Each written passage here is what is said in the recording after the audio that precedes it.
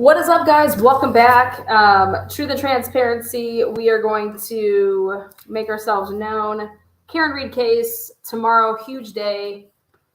Huge day. The party's right here. They're Florida bass fishing. Happy hour to you.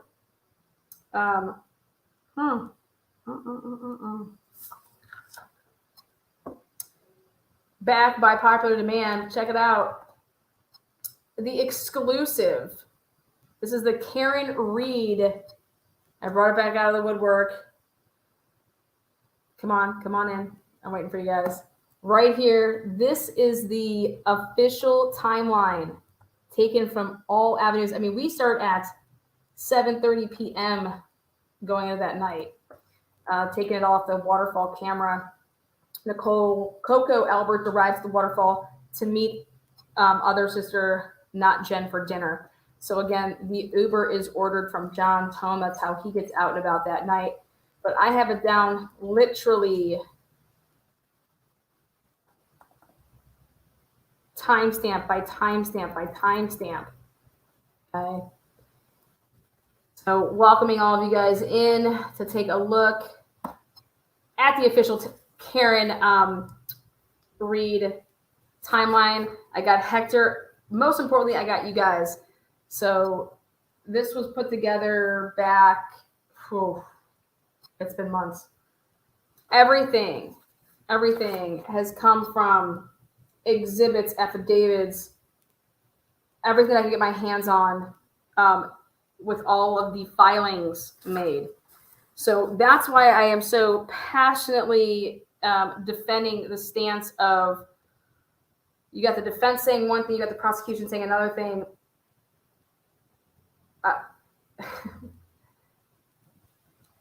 The defense is the only person to file affidavits with their experts, with the documentation, showing where they found the shit. For example, the biggest thing here is the house long to die in the cold. Let's take a look at Hector. I'm going to be bringing all of you guys in because it's imperative that you guys have your, let's see, share screen here. Oh, not that one. Oh, this one. That looks good. Check that out, guys. This is the extraction report. Okay. This is from Cellbrite. Okay. This is at 2:27 and 40 seconds.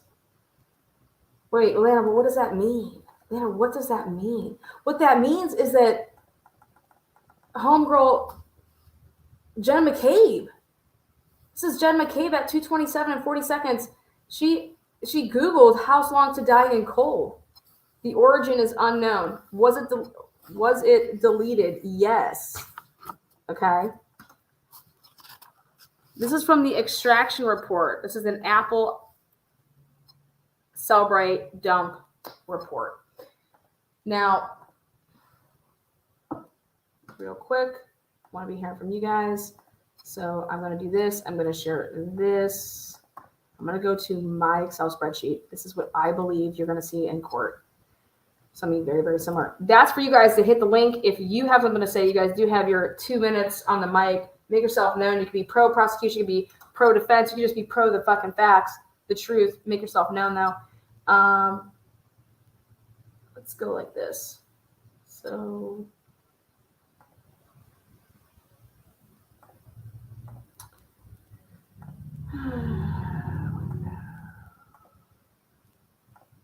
take a look.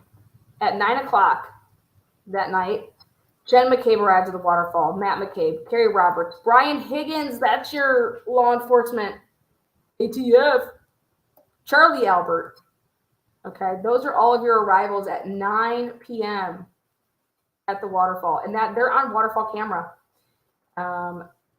Then what I did is I said where I got everything from. So what this did is this broke down. This is how in depth I am. Where everything that I'm writing over here of everything that happened, there is a check mark next to where I got it. So, for example, like the ordering an Uber, that's off the Ring camera of John O'Keefe. John arrives at McCarthy's. That's off of his iPhone leaving. And then also over here, McCarthy surveillance. So I am marking over here where I got everything from. And it goes all the way down to all these people. Everything and where it came from. So, oh, that's a bigger look at it. Any turtle riders making in here? I don't know. We got turtle riders. Hopefully everybody's always welcome in here. But let's do it. Let's take a look at this right here.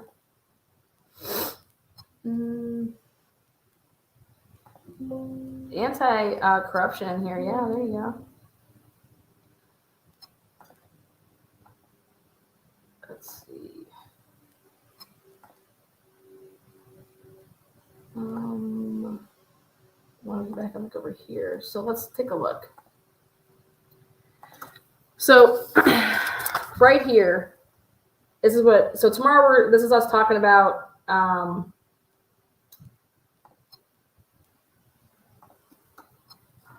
Huge hearing. The defense wants the disqualification, the dismissal. So that's what this hearing's about. They're going to talk about some other things.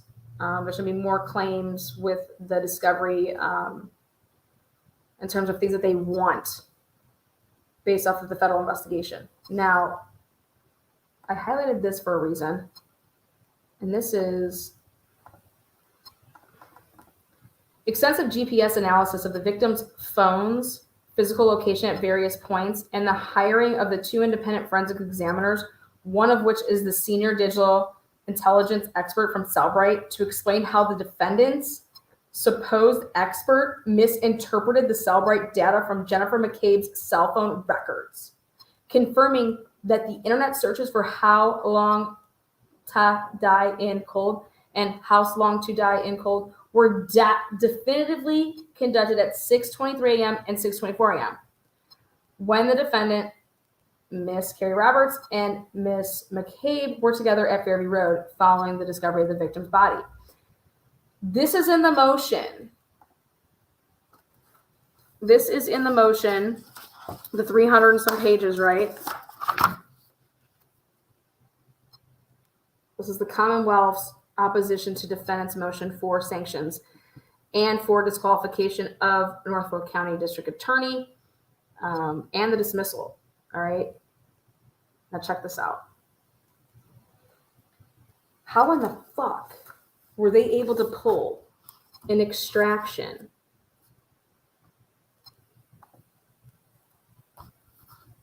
at 2:27 and 40 seconds? Now let's just see what Jennifer McCabe was doing.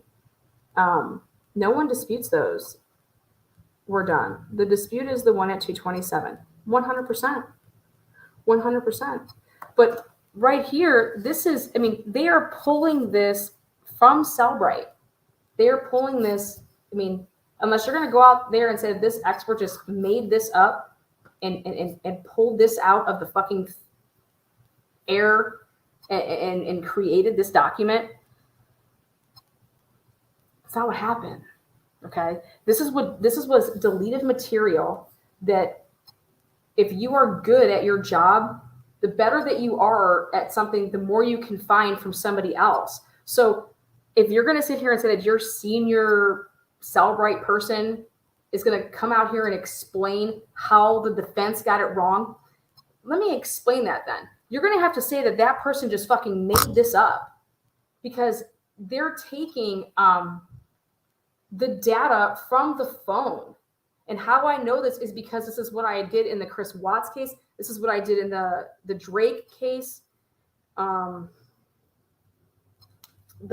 Sheldon Jeter Jr. case out of PA. So I've done it out of Idaho, Pennsylvania, and Colorado. Those are the 3 states that I've dealt with. Cellbrite. It doesn't fucking matter what state you're in. Just so you know. Cellbrite. So this is what we're looking at. You know, yeah, data doesn't lie. You know what my dad always said? Figures don't lie and liars always figure. That's what my daddy taught me. Greatest Italian man ever. Born in Italy, came on over. Went to Boston first, then to Cleveland. But how you're going to sit here and say that this person got this wrong, but they're going to explain to us how this all fucking happened?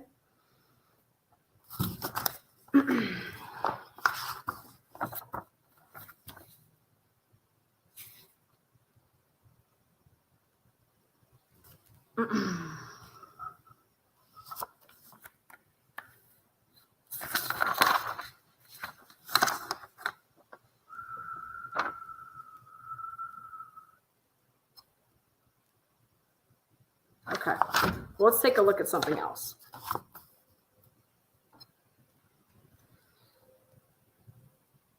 I want to go back to this. I want to share this. All right. So, 1040, I want to zoom in.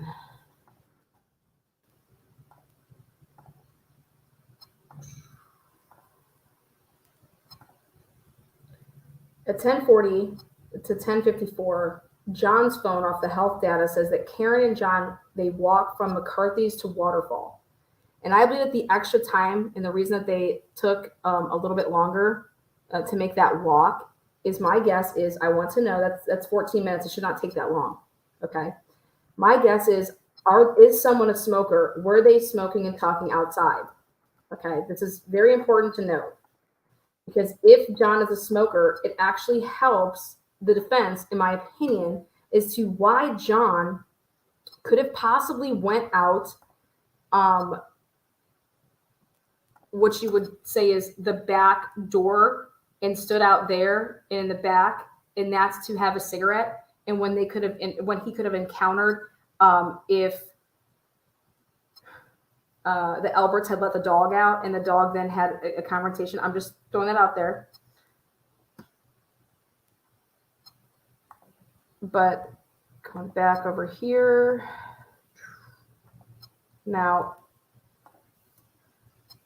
Waterfall camera gives us that Karen Reed arrived at the Waterfall. John O'Keefe arrives at the Waterfall. Again, that's on Waterfall camera. Waterfall drink service. Okay, I went ahead and I updated that based on an affidavit that was put in based on a bartender, and they're probably going to be testifying. Now, here's where we get to the goods.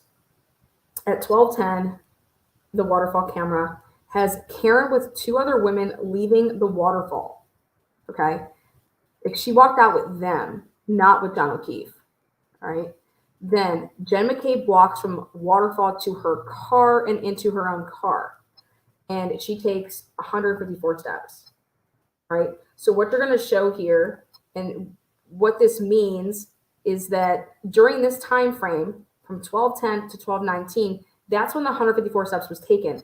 What a Celebrate expert is going to explain to us is that you have so much time from the moment that you first take your steps, and that if you're making some movements here or there, it'll keep your clock ticking, so that those are all happening. You can't pinpoint if it happened at 12:11, 12:13, 12:15, or 12:18. But what you can determine is that this person had to make those movements between that time frame to get all 154 steps in. That's what they will tell us. Okay. Now, Jen McCabe had an iPhone as well as a watch on, and that is going to help the defense so much in terms of the strength of this for the defense. Let's take a look. Now, 12:11 to 12:21, John's phone health data, and that's going from downtown to Fairview. Downtown to Fairview is 170 steps, 154 steps. Now let's take a look over here. Remember when John walked right here?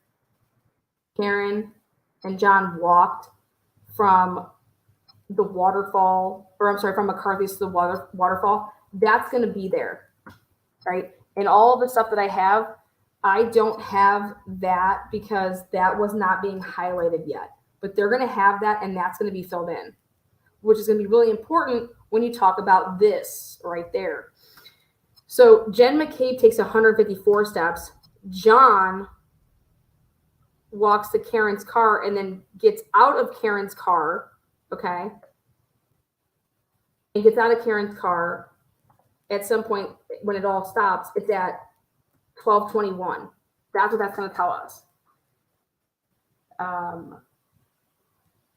And again, this is going to help the defense, because the same thing is going to be said here. How long did it take to drive there?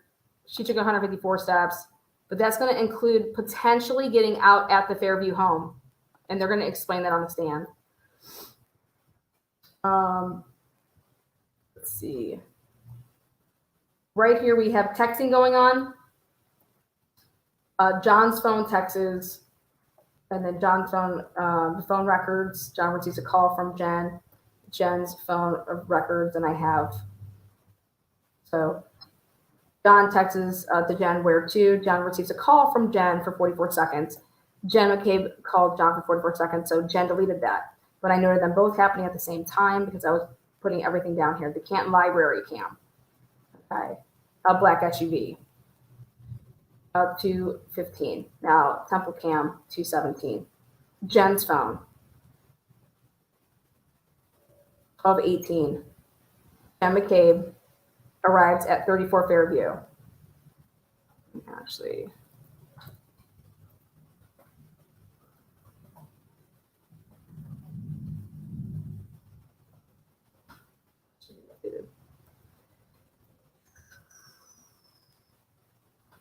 phone records, 12:18, she's at Fairview.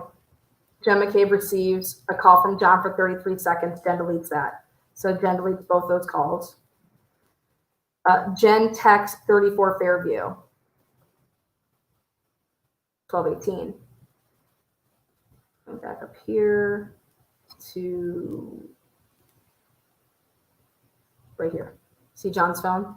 12:11 to 12:21. Those when those subs happen. So she writes 34 Fairview. John's phone pings first time in 34 Fairview Road area, and that's the GPS ping, and that's at 12:19. Then 12:21, okay, to 12:24. 80 steps. 80 steps. 12:21 to 12:24. 3 floors.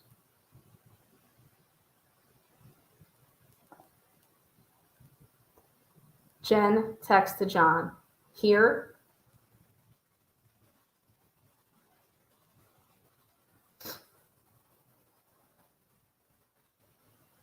Right here is going to be crucial for the defense.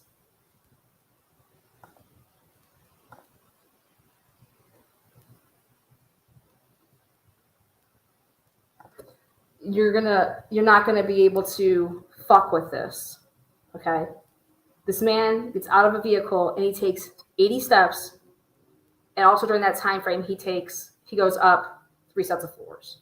So unless you have a stairmaster that's out in that garage or in that driveway, how does John O'Keefe go up a flight of stairs? So 80 steps and 3 floors. And hold on.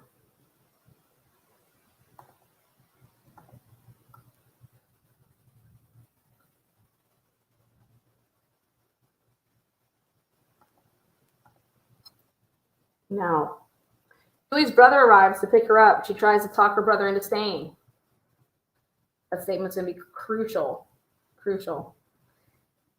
1:29, 12:24 to 12:21. John's phone health data. It's not moving. John's phone does not move for 5 to 6 straight minutes. Okay. Jen's phone does not move for 10 straight minutes, during which she calls John at 12:29. Jen can't be walking over to the door to see anything. This is going to be important in one of the statements that she made to one of the police officers. Okay. So I sent this over to Alan Jackson back, I'm talking over the summer of 2023. I said, you really need to look in her statement when she's talking about anybody walking over to that door to see anything. Well, I can tell you this, Jen's phone is sitting somewhere and it is not being moved. Okay. So does Jen make a phone call from, like, she has to be, that phone has to be sitting somewhere in a position that she's not moving with it when she made that call. Like, this is going to be undeniable based off of the, again, what I'm doing is I took all of it. Thank you there, Liz. I took everything. I took all of the points of data from anything that they had. I took every affidavit. I've taken every motion. I've compiled it all into one master time Excel spreadsheet. And this is huge to me, is that his phone's not moving, her phone's not moving, but she makes a call. I said to ask your expert about this right here because both phones are not moving at the same time. So 1224 to 1231. Hers is 1225 to 1235. Okay. And this would have been just after he has in registers 3 flights of stairs. So where does he go? I believe he goes out the back door. He got turned around and he went out the back patio, like out the slider. Okay. Why do I believe that? Well, if you want to tell me that he could potentially run into a dog, well, that matches with the statements from the grand jury, which is that we took the dog outside when we arrived home. So the dog was out back in the fenced in backyard. Now,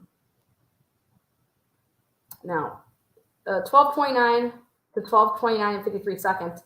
Jen's phone. Jen called John's phone for 9 seconds. Jen deleted. That she says it's a butt dial.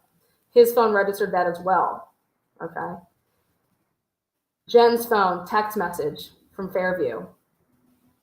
Jen texts John and says, hello, like, where are you? You know what I mean? Now the question is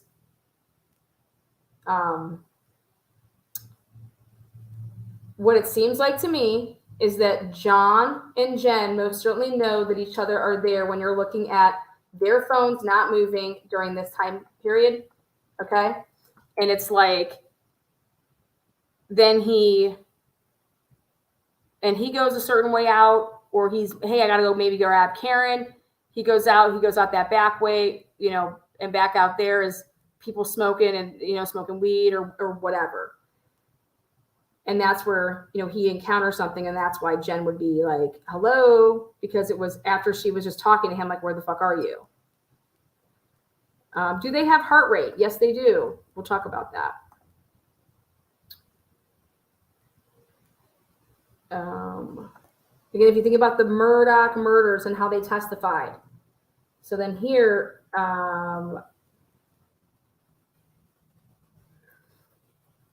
Jen texts John, says, hello. John's phone registered walking right here. 1231 to 1232. So look at this. His phone, remember I told you it doesn't move for 5 straight minutes? Then it moves and registers walking. Okay. And he's able to get 36 steps in. All right. So they're talking for 5 minutes. And then he goes, and I believe he says he's either going to go get Karen. Okay. And he goes out the back door instead of the front door. That's what makes sense to me. Okay. And he then moves, and here it is, 36 steps right there. 36 steps. Now think about this. Jen McCabe is then walking around at 34 Fairview at 12:35, which is, so her phone, she's not moving. She's probably sitting on the couch. She's sitting down in some capacity, all right, with her, maybe her phone in her ass, you know, her pocket. but she's sitting down and she's not moving. And this is going to be huge, you guys. This is huge. When you want to talk about what she said to the police, when we talk about what this broad said to the police and what Matt said to the police, and that they were standing over by the window and that they were observing things from the window, she ain't fucking standing. Jen McCabe is not walking around. Jen McCabe's phone and iWatch are not moving for 10 straight minutes. So unless Jen McCabe took off her iWatch, sat it down with her phone, which she did not do, and then put it back on, no. She's basically sitting down somewhere, laying down somewhere. Maybe she's getting some oral satisfactions, but that broad is not moving.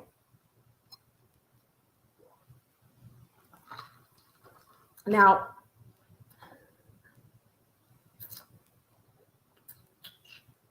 looking at right here, Jen texts John and says, "Pull up behind me." Now, at first, I was like, what the fuck is she talking about? Then I said, no, this is money. You want to know why she's saying that? You want to know why she's saying that? Because John told her. John said, I'm going to go out and get Karen. And she says, okay, pull up behind, like, hey, pull up behind me. Right? After talking to him, okay, yeah, we're going to kick it, okay? And people can say, like, no, that's when the frame job started to kick in. No. You don't want to go that route. You want to go the route that it's because they all talked in there, knowing that he was in there. Then he goes to leave to go get Karen to bring her in there, okay? And that's why she said, then pull up behind me, you know?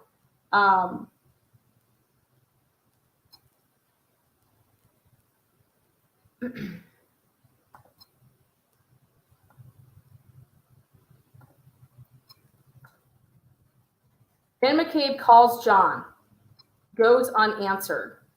Right here, boom. By 12:41, this man has already met. So look at, he gets up to start moving from 12. Where was it? Right here. 12:31 to 12:32. He makes those 36 steps. Okay. He's already met with, when I want to say foul play, he's already met with some type of encounter where it incapacitates him that he's not answering his phone, but whoever would be around him and doing whatever would hear it unless it's on vibrate, okay, but you still can hear things vibrate. So then they could have then seen Jen McCabe is trying to call this man, right? Right. Now, here's Jen's health data, 16 steps she takes. Jen McCabe is walking around with her phone at 34 Fairview. It's only 16 steps. Then John's phone registers, missed call. Jen texts John and says, hello, missed call. And that's all from 12:41, okay, until 12:50. Now, what the prosecution is going to add in here, okay, the prosecution is going to add in here is Karen Reed's calls saying, fuck you, you know, you're fucking some other person. Remember all that talk? They're going to add that in there. We don't have that because that's never been put out in any type of affidavit where somebody's had to talk about that. But I do believe there's going to be text messages. I do believe that there's going to be voice recordings. Okay. People can say that that's going to look bad. Tisk tisk. It's not. If you just ran over somebody and you knew you did it, you think you're going to call up and give a reason why you'd be so fucking pissed at somebody that, and then make it seem like you had a motive than to run down the motherfucker? No. She's like, you're supposed to come back out here to grab me, but that's not what happened. You know, fuck you. Are you fucking somebody else? Blah, blah, blah. She's also drunk off her ass.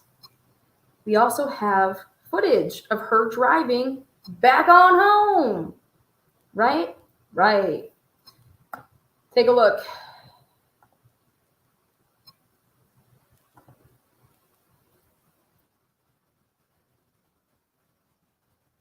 Go like this. We're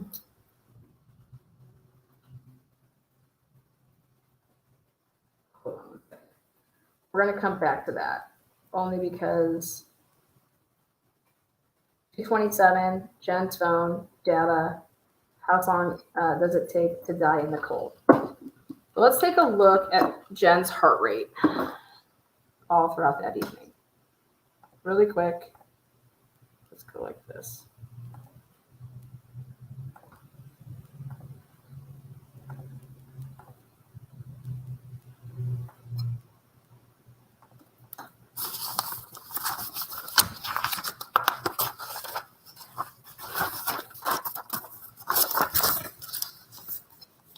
Okay.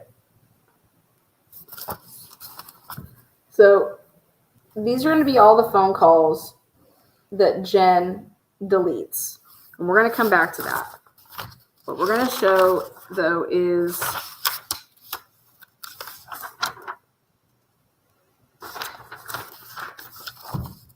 these timestamps: 12:14, 12:18, 12:29, 44 seconds, 36 seconds, 8 seconds. And Jen is going to testify that that's a butt dial, just so y'all know. And then unanswered. These are John O'Keefe. You know, she's calling 12:41, 12:41, 12:43, 12:46, 12:47, 12:50, and then 5:04 is the next unanswered call. Okay.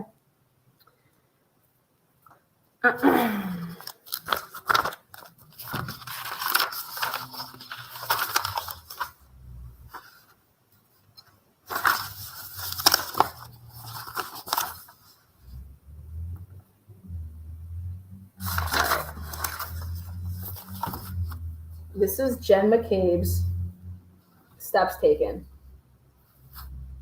So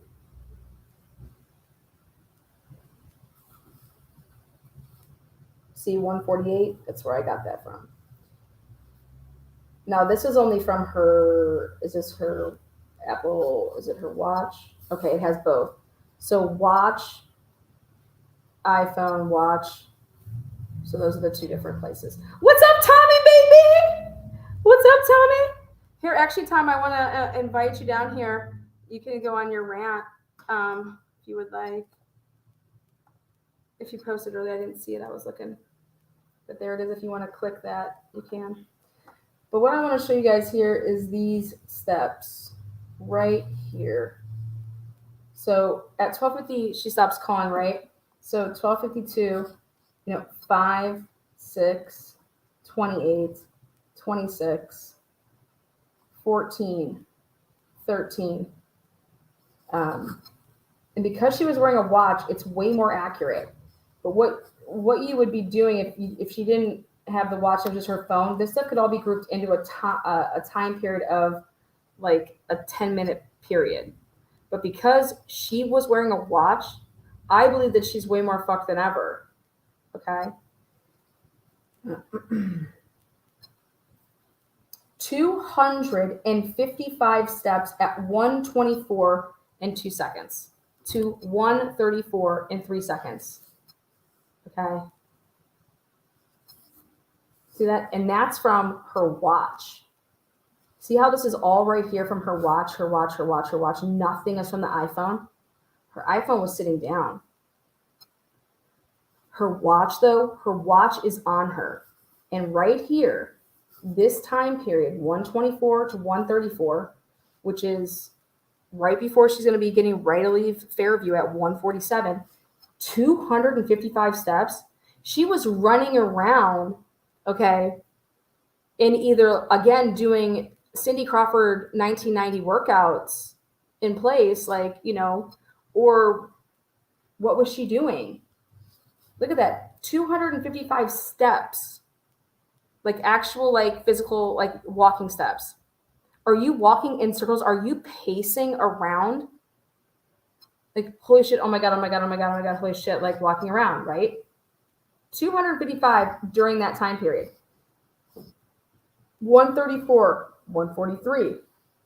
If you see something like this, like 134, 53 seconds, I guarantee that's a watch. Yep. See how that's an iPhone? So your iPhone breaks it down in that 10-minute period. But right here, 134 to 134, and this, like your iWatch is so fucking money. It's money. And if you guys have watched the Murdoch murder case, you will see how somebody would be testifying to all of this. All right, so here we go. And now let's look at that time period, which is that house long to die. All right, which is 227. All right, at 227, see, 223 to 231. See that period right there? Oh, let me bring it down. 223, 231. You got 222, 223. See how that's your watch? It's a shorter time period because that's how accurate it is. But your iPhone here, it's going to do like a 10-minute gap, 8-minute gap. But right here, that's in that time frame of right here of the 227. So you're looking at this time frame, 223 to 231. She was up. She was moving. She wasn't laying in bed looking at that. She took 19 steps during that period of time. Okay. So what this shows, and what I believe somebody would be testifying to, all right, is I personally believe that when this guy takes the stand, he's not only going to show that Jen McCabe's phone was 100% activated by somebody. They had her phone, okay, in their possession, and it shows iPhone, that this iPhone was 100% swiped over, opened up, and somebody was actually physically walking around during this time frame to then be up, and it supports the fact that somebody was up and operating this phone during that time frame of the 227 Google search. This is everything. You cannot sit here and say Jen McCabe was sleeping. You can't say that. In fact, the data says otherwise. The data says that during that time frame, Jen McCabe is awake. She took steps with her iPhone, okay? Also with her watch, she recorded steps. So Jen McCabe, did you sleep? Do you normally sleep with your watch on? Could that be a question that gets her tied up? Like, Jen, you normally take off your watch when you go to sleep? Because this shows that her watch was 100% on, and it calculated those steps just as much as that iPhone did. And it's very important because it gives that weight of the evidence when it's going to be testifying. And when you're talking about an expert going against another expert and how they're going to be able to explain this and how a jury is going to believe it, is to show that Jen McCabe was not sleeping at this time. Jen McCabe's in her house, and house long to die. So 227 and 40 seconds. Jen McCabe. That's why this is important. At 227 and 40 seconds, this is when she does her original house long to die in cold.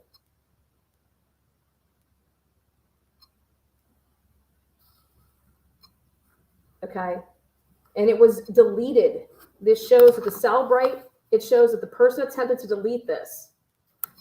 And it shows that at this time, at 227 and 40 seconds, all right, the source is Safari.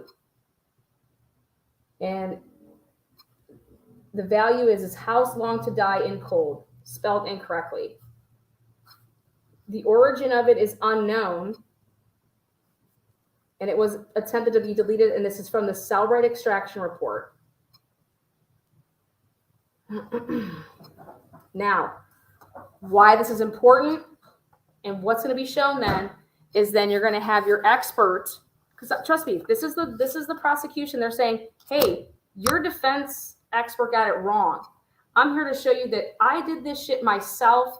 I broke down the manual extraction. And the manual extraction tells me that at 2:27, Jen McCabe was awake, and it's going to be able to prove that she most certainly 2:23 to 2:20 or 2:31 in that time period, she took 19 steps. She was awake. She was using her iPhone. Her watch was on her as well. And it's going to show, and it's going to give significance to the testimony of the defense's expert witness to say that 100% did Jen McCabe Google search that? Well, I can't say if it was Jen McCabe, the guy's going to say, but I can tell you that Jen McCabe's cell phone did that, and that somebody that had her cell phone was 100% able to swipe it on over, access it, unlock the phone, do X, Y, Z. Then they deleted it. So whoever was in possession of Jen McCabe's phone, and if you look and you see that the iWatch is making the same movements, like 19 steps for the iWatch, 19 steps for the iPhone, it's a very, very strong possibility that the iPhone user and the iWatch wearer are one and the same. That's what the circumstantial evidence is going to show you. So my question is how is the prosecution going to say that, hey, your defense expert is wrong and that this was never searched at that time and that this wasn't searched until 6:23 and 6:24?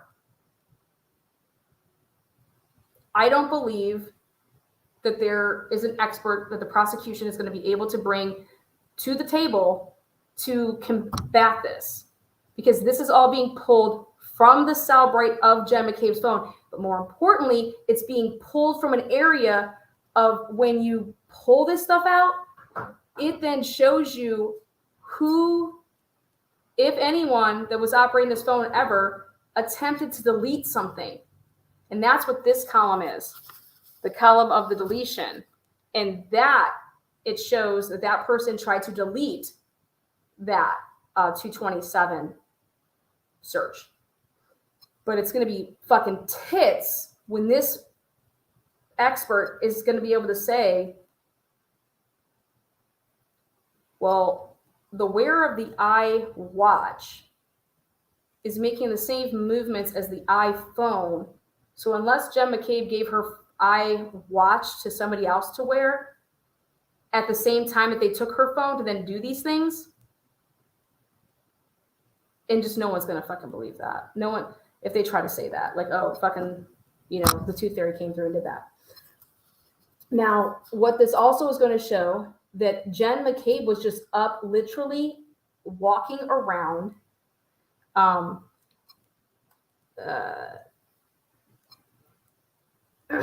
So you're going to look at, like, see, like 232. This is your biggest gap here. Jen McCabe was silent with her phone and moving it and operating it from 2:33. So basically 5 minutes after she Googled that to then 3:50 and 38 seconds.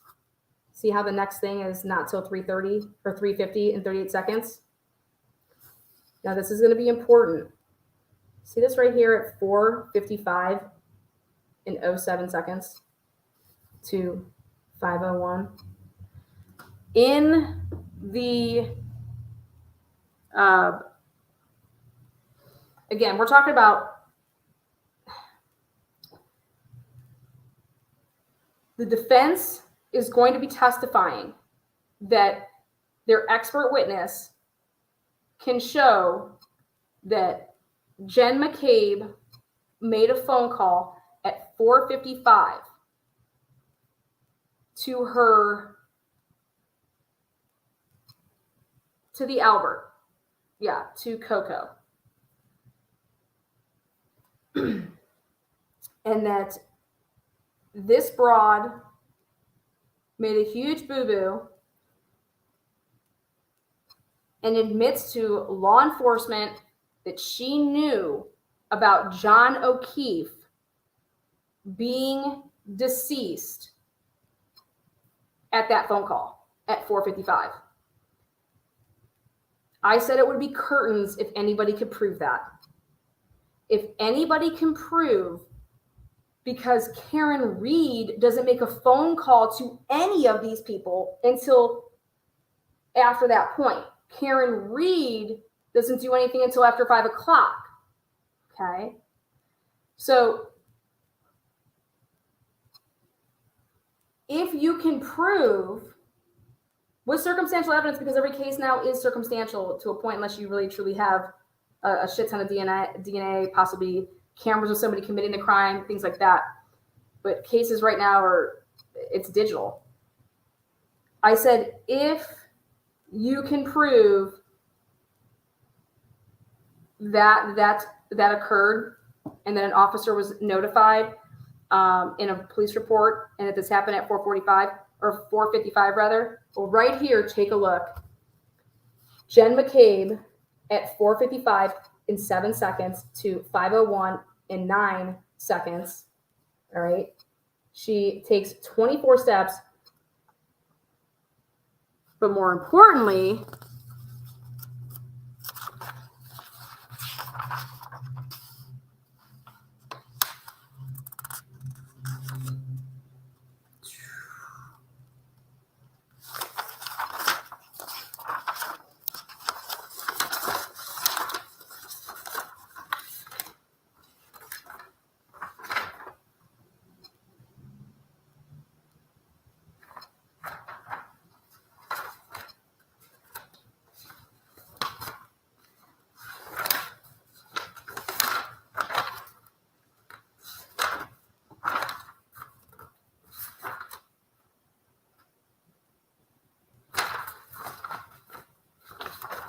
there it is.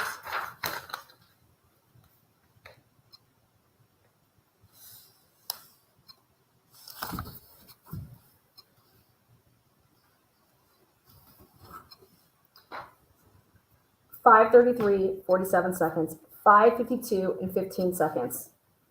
Deleted, and it says it was the duration is 0:00:0:00. Okay, and she tried to call this guy Tom. This is Jennifer McCabe, and she tried to call John O'Keefe. Okay, but look at 5:33, 5:52, 5:52. So I said, wait a second. Where is any of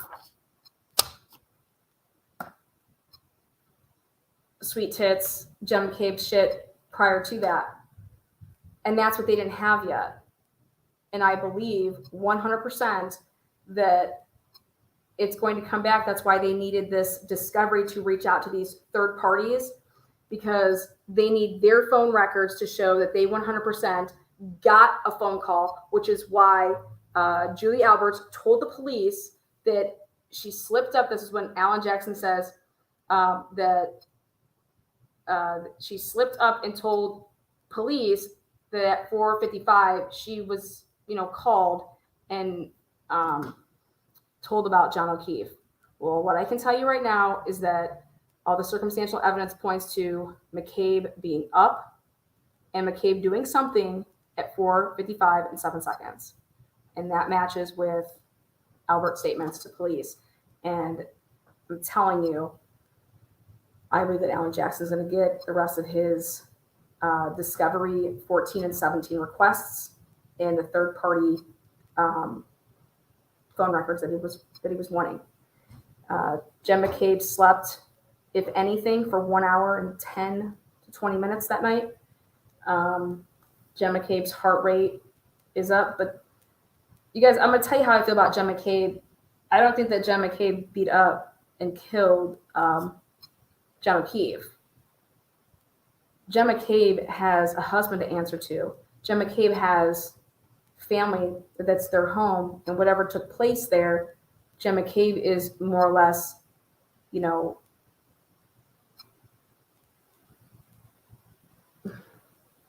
being instructed. And yes, can she be her own person? And can she say, no, fuck this. You guys aren't killing this man. Let's call the hospital. Like, like this is an accident. You guys fought, whatever. Yes, she could have attempted to save his life. Absolutely. 100%.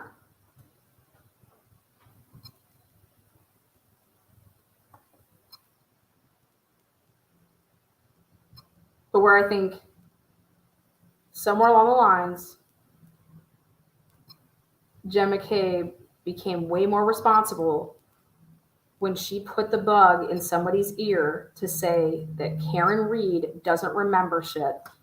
And that's what changed the path of how they were going to then frame her. That, I believe, came from Jen McCabe. Jen McCabe was in the presence of Karen Reed, and at that moment, and that's when you want to look at everything that Jen McCabe truly did, which would be after 6:03 a.m. Of course, she knows of everything, but when she truly decided to take a hand in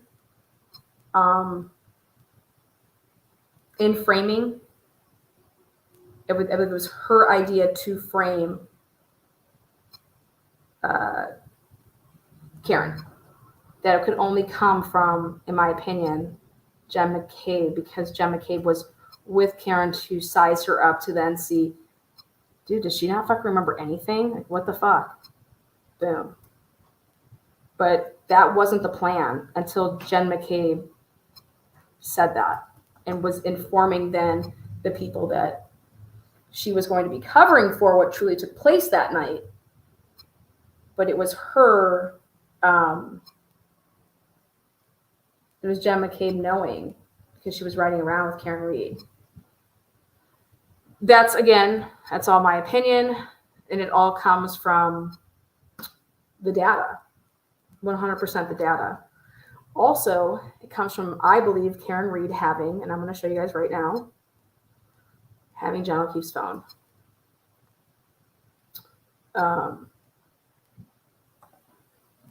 And so in order to show that, you got to look at this. And here it is. This is why I believe that so at 6:03, Jen's watch health data, 29 steps. Jen McCabe gets out of the car and walks over to John O'Keefe before calling 911. Then at 6:03 to 6:07, Jen's phone records. Jen McCabe calls 911 for 3 minutes and 30 seconds and deletes it from the phone. Now, why I believe she first got out, and from 6:03 to 6:04, you see this, all right, is because then she ran back to the car. She would only have taken like 15 steps, then turn around, back to the vehicle, grab the phone, to then call the 911 call. Now, from 6:04, so there's like a minute behind the delay in the movements from her iWatch. At 6:04 to 6:12, Jen's phone/watch health data, 81 steps.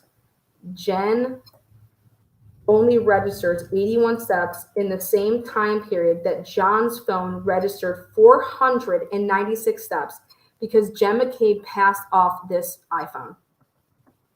Again, take a look. 6:04 to 6:12. This is what I handed over to Alan Jackson. I said, these two phones are moving at the same exact time. The difference is that Jen McCabe registers 81 steps. John's phone is 496 steps. That means after 81 steps, Jen McCabe no longer had John O'Keefe's phone.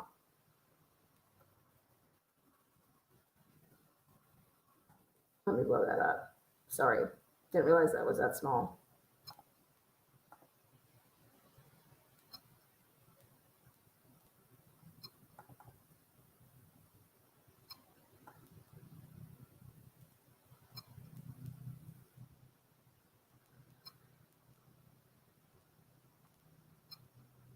Yeah, Linda, it is game over if you can prove that. So again, I want to show you guys this part. Let me move in just a tad to show. So again, 6:03 to 6:04, Jen's watch, health data, 29 steps. Then McCabe calls 911 for 3 minutes and 30 seconds and deletes that call. That's from 6:03 to 6:04. I'm sorry, 6:03 to 6:07. Then from 6:04 to 6:12, which would be partial of when she is walking, and this is why it's so important. She is walking around when she is talking on the phone to 911, and I really want to hear it because I want to hear if there's any wind, or if she's already inside the house, if it sounds like there's no wind, because I'm going to tell you this right now. She is not in any vehicle when she is making that 911 call. How do I know this? Because of the data. Because she has walked 81 steps, okay, between 6:04 and 6:12. Now, the beginning of the steps took place beginning at 6:04. So could the rest of the steps happen after 6:07? Yes, unless we can break down her iWatch and show that because her iWatch will get the time way closer. But this is strictly from the health data to include the iPhone.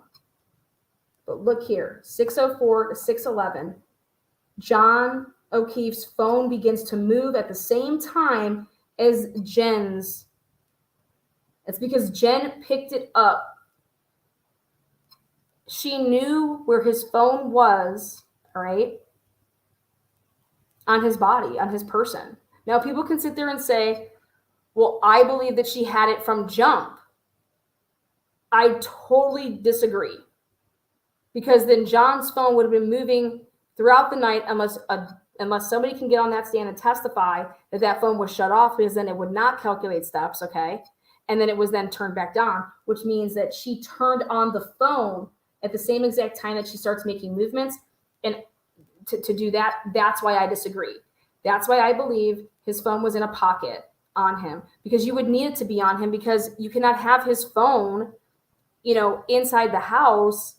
If you're going to try to just say that he was in here, he left. We thought he got in a car. Maybe he got hit by somebody.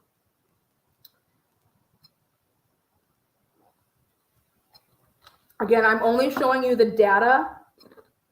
And if you're going to have expert versus expert, how are you going to believe this? So I'm here to break down the data. And it's from all of the phones, all of the iPhones, watches. But anybody that's out there that's saying that John O'Keefe's phone was moving 496 steps because he was being worked on by the paramedics, the police reports will tell you guys this. So take a look. In the police reports, these officers, so the first to arrive, Sheriff, first to arrive, saw 3 people standing over body. He gets there at 6:08. Okay. Again, look at this right here. 6:04, 6:11, 6:04 to 6:12, right? I believe Jen McCabe then takes a dart for it to the house. Again, first arrived, saw 3 people standing over the body, felt the body, then went to get AED, but CFD arrived. Then he took Karen into the back of another cop car cruiser immediately and told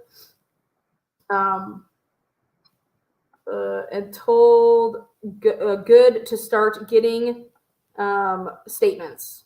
Okay. Then Officer Mullaney, 6:08 arrival. He was dispatched at 6:05, dispatched at 34 Fairview. Sheriff was already on scene. This is what he says in his report. And he was dispatched at the same time. Mullaney saw 1 woman giving CPR, and then CFD took over. 1 woman giving CPR. Where are the other women, right? And he has a different statement here. Let's see. So who's giving the CPR? Well, Karen Reed is the only one that was touching anybody and helping. Okay. And then CFD took over. By the time he was out of his cruiser, this is crucial. By the time he got out of his cruiser, CFD took over by that time. And he helped with the stretcher. They put him immediately in the back of the ambulance. Officer Lank was called by Officer Good and told the situation and stated that it was a Boston police officer who was in the snow. 6:08, Jen's phone. 9-second outgoing call to Nicole. And deleted it. Screenshot taken of Albert's contact info deleted from Jen's phone. 6:08. 6:12. Look at this. John's phone. 496 steps between 6:04 and 6:11. That phone was passed to somebody that continued to move with that phone. They were panicking. They did not know what to do with that phone. And they, on foot, went somewhere. And I don't know who lives close by, but that was on foot being traveled. Now, 6:12, Jen's watch health data, 3 steps. Jen takes 3 steps in 3 seconds without her iPhone. Jen takes 63 steps without her iPhone. Where's her iPhone? 6:15 to 6:21. John's phone, health data, 180 steps. So after that point of till 6:11, then look at this, 6:15 to 6:21, 180 steps with John's phone. Who the fuck has John's phone walking all over the place? Right? This is going to come up in court. They're going to talk about who has this man's phone. And I can prove that John O'Keefe is in the back of an ambulance being worked on, and then he's going to be taken to the Good Samaritan Hospital, which then he has a wrist, a bracelet planted on him to say what time he was brought in. Okay.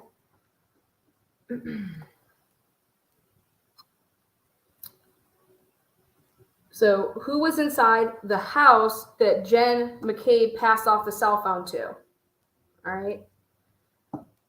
Yes, I am covering the hearing tomorrow. I'm tailgating for the truth. Motherfuckers, we're here. I put this together a long time ago.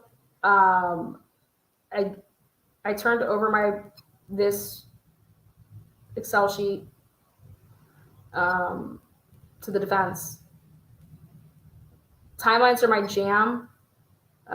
If I have any discovery, I believe I can destroy it to the point that I'll tell you what's not there. I'll tell you what's there. And I can't be bought. But if you're claiming you're innocent, I will dig for you to help you, but I'm not going to lie. So this is what it is. Fireball, baby. Again, I'm supporting. I'm going to be following Tom around. But let's take a look at this right here. This 6:21, 6:15, Jen's phone, 28 steps. So Jen McCabe does not take enough steps at this point to be in sole possession of John's phone based on simple math. So I'm showing that John's phone moving around, it cannot be in the possession at this point of Jen McCabe because it just physically cannot.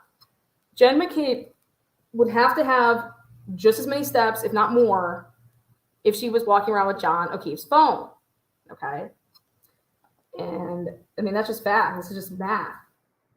6:23, 6:23, 6:23, 6:24. What do we have? Phone records. Jen called Brian Albert. Jen deleted from her phone. How long does it take to die in cold? How long does it take to digest food? How long does it take to die in cold? All of those at 6:23 and 6:24. Now let's talk about this. Now, if I'm Alan Jackson, you want to know what I fucking hammer here is when you want to say that you're in the presence of, and you just would have found him, you're not Googling that. You found him and you made the 911 call at 6:03. Okay. You don't do anything until 6:23, 20 minutes. But now let's talk about what you did in the 20 minutes before you did how long to die in cold. Because you guys want to see if he's going to make it, right? They want to see if he's going to make it, right? But people could say, oh, no, she's just trying to cover up for what she Googled back at 2:27 a.m., right?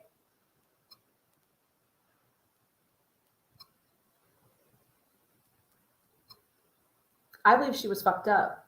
I believe she wouldn't remember what it said. Wait, how long did it say? Let me Google it again. I forget. I forget what the fuck, how long. So people, I think, maybe given her too much credit that she was trying to delete or override what she had done. No. These people were all drinking and having a good time, probably doing, who's up that long? Was she blowing coke? Was she taking Adderall? she doing speedballs? Who the fuck knows? But what happened between 6:03 and 6:23? That's the better question. Because that would be something that you would be, I would think, oh my God, how long is it? How long would you even know how long he was out there? You wouldn't even know how long he was out there unless you put his ass out there to know how long. Like, for all you should be thinking that he's in the snow from 12:30. So this to me, the line of question that she asked her on why she did it, or did you Google this, whatever, it's going to be this next question, which is, well, how would you know how long he would have ever even been in the cold, because you don't know who put him there or how long he was there.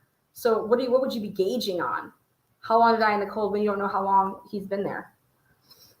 And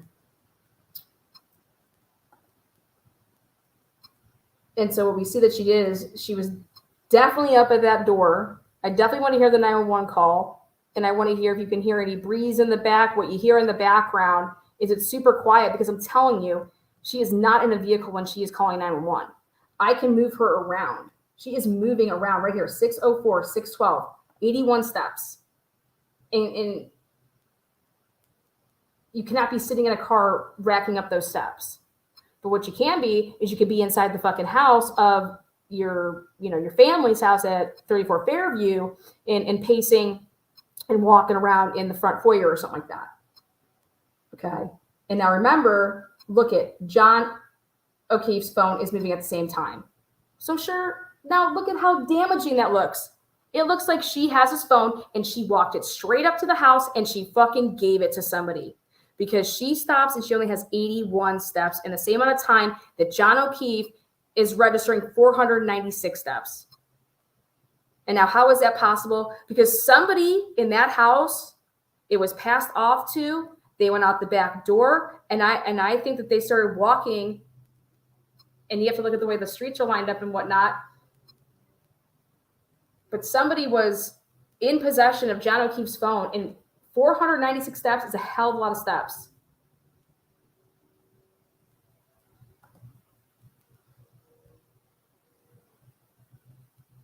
Somebody in that house had his phone. Who was in the house at that time?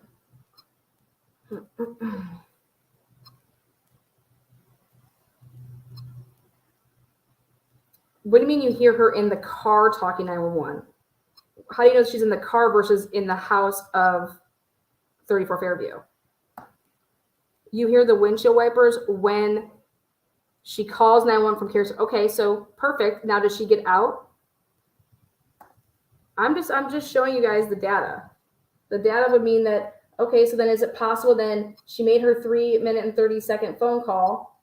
So she started her steps, got to the car, then is off the phone at 6:07, then gets back out of the car and then runs into her sister's house. So that's how you can look at it. So you have to look at the time frame then, because the time will start at 6:04. You can then sit down for a little bit, but you have to have the rest of your steps in by 6:12. So that would make sense. If you can hear the windshield wipers, okay, she's in the car, then she gets out. Play the call, Anna. I don't have the call, so I can't play the call.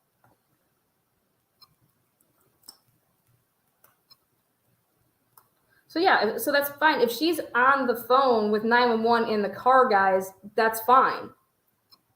The phone call is only 3 minutes and 30 seconds.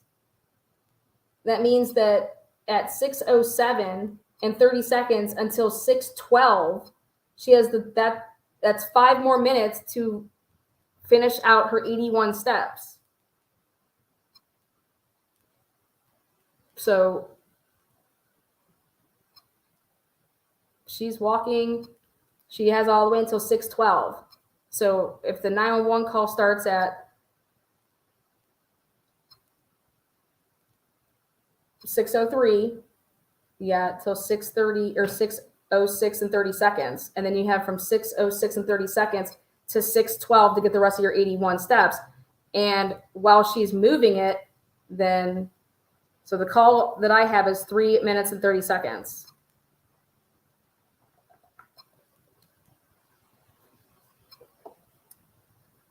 So she passes the phone off inside the house. And you have to account for her walking back. So it may be only 40 steps to walk to the house, but then you have 40 steps coming back. Okay.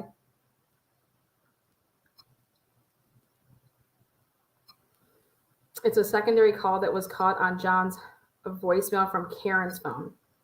Well, all I can tell you is that if you walk one way and you have to walk back, right? So that's how you can get to the 80. So if she walks up to the house and it's 40 steps, and then she walks back over to where, the cars were. So, oh, Lana, how can I send you to you? I have the call. Oh, here, the Mind Challenge at Gmail. Thank you. Oh, it's not the actual 911 call. It's a voicemail recording of her making the call. That's strange. Yeah, send it over. Let me take a look. Let me take a listen. Oh.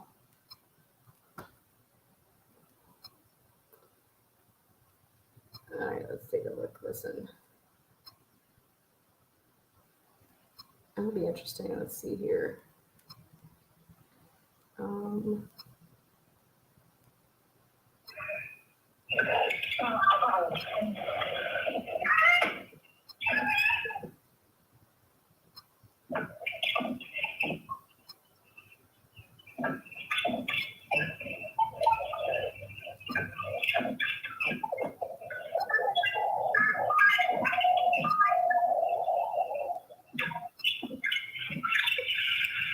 Yes, I need someone to report to very close to your phone get back that they get passed on in the snow.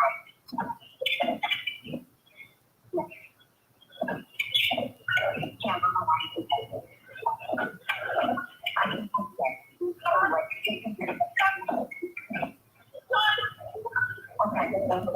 know. Where's the blanket?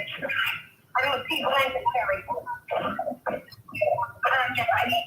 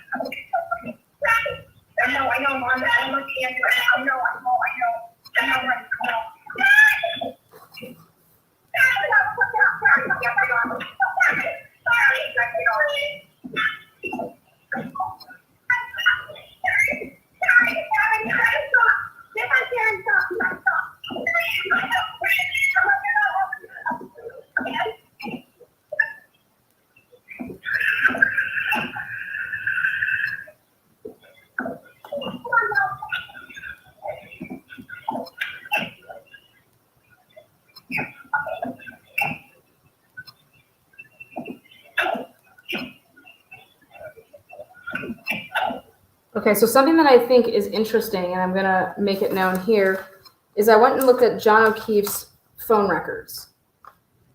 So John O'Keefe at 6:04 in 1 second to 6:11 in 30 seconds.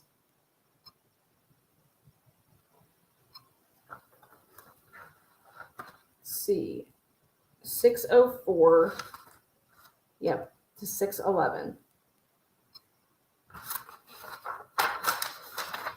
Let me see what time that call was.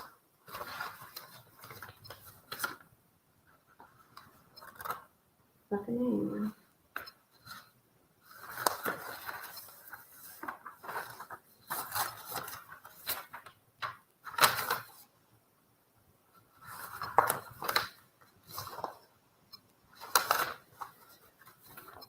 Don't go back far enough.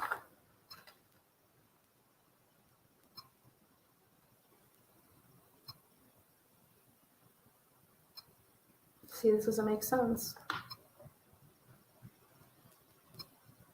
Whose phone do they say that this is?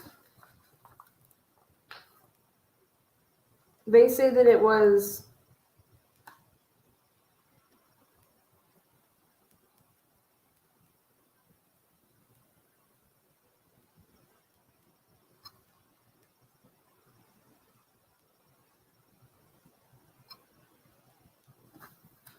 Karen to John, right?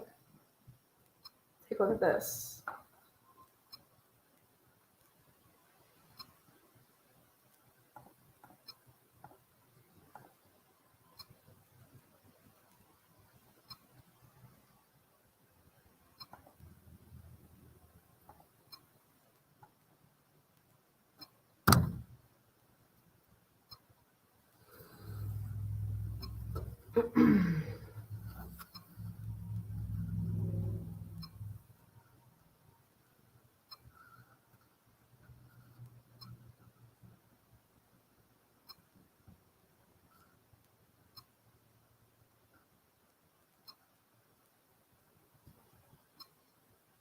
This is Karen Reed's call log. Outgoing, incoming, incoming, outgoing. See all this? 5:05, 5:05, 5:16, 5:19, 5:26, 5:32, 7:21.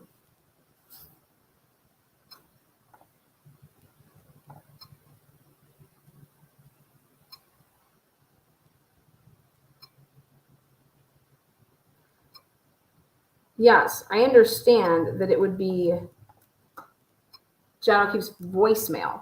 But in order to have a voicemail, you have to have a phone call that Karen Reed would have had to place to make that voicemail. And so this is evidence number. This is iPhone XS Karen Reed.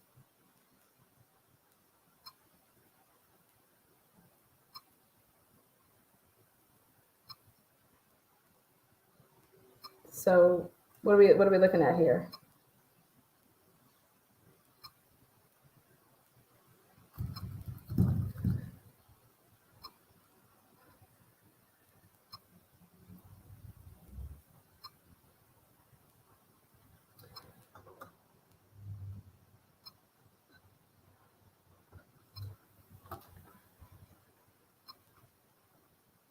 Is it that call right there?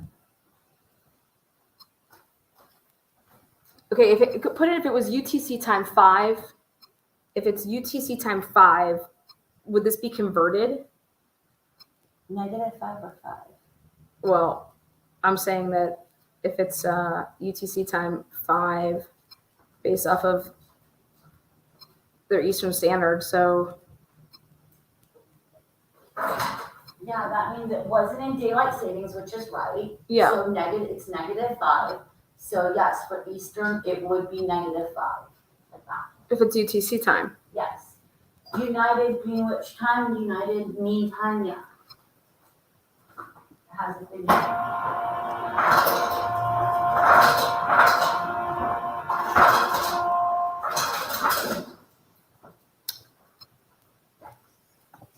That's exactly what I'm saying. But I'm trying to see if this UTC time if it being Has it been converted? well, it looks like it's converted, but it's UTC time 5, and it should be, if it was.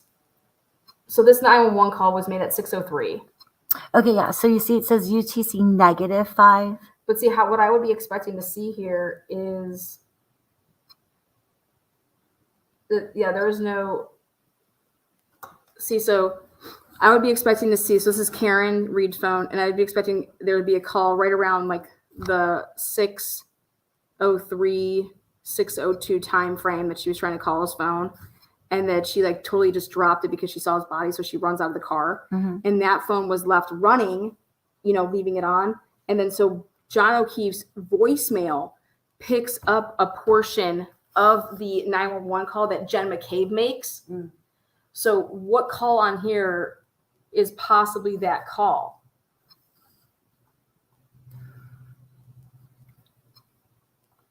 Picks up what they call Jen McCabe, but that's Karen's phone.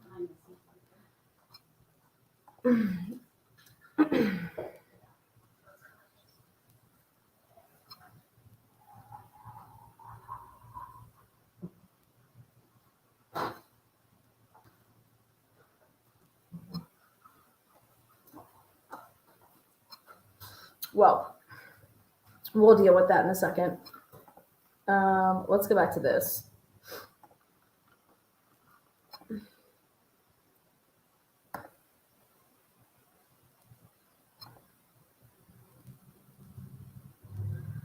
Okay, so everything that I've done, and with all like the affidavits and everything, I have Jen McCabe making that cell phone call to 911 for 3 minutes and 30 seconds, and that began at 6:03 a.m.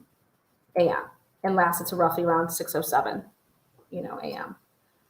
Then, which during that time frame from 6:04 to 6:12, so basically she's taking a couple steps to get back into the vehicle. So that started calculating her steps. So as she's walking to get back into the vehicle, it starts her health data to start calculating steps. So I have that, all right, at 6:04. So she starts walking to get back into the vehicle to call 911. So she basically starts calling 911 while she's walking back. Well, her iWatch has her beginning the steps because she got out of the vehicle, walked over the body, then walks back, and then when she gets in the vehicle, I believe that's when she starts making, the 911 call. Then from the time that she would have started her walking steps, you have 10 minutes based off an iPhone for it to calculate to include all of your steps, okay?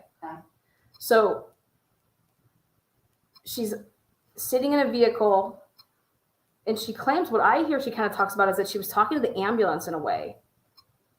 But I mean, it's unclear. This is all from a voicemail. But at the end of the day, what the data shows is that she 100% has to finish out these 81 steps by 6:12. And what's interesting is that John O'Keefe's phone begins to make his steps, and this is the big thing I pointed out, is that immediately when Jen McCabe starts to take her steps, okay, showing a strong likelihood that Jen McCabe has at that point John O'Keefe's cell phone, okay? Because they're basically in tandem. Yes, but it could also be that she had it from jump and shut the phone off, and now here she's turning it back on. I find that less likely, but that is still a possibility. Sure. Okay. So then here she has to then, by 6:12, she finishes out her 81 steps. But John O'Keefe's phone, so she would have had to pass off his phone. Where the fuck is Carrie Roberts? I hear her screaming. I hear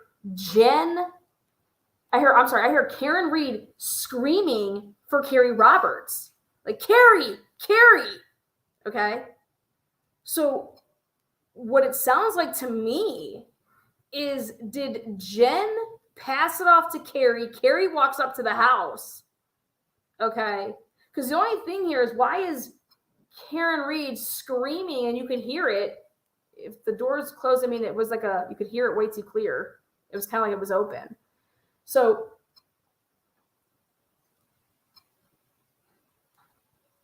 because John O'Keefe's phone starts making the steps at the same time at 6:04 when Jen's phone, but his continues on to get another 417 steps.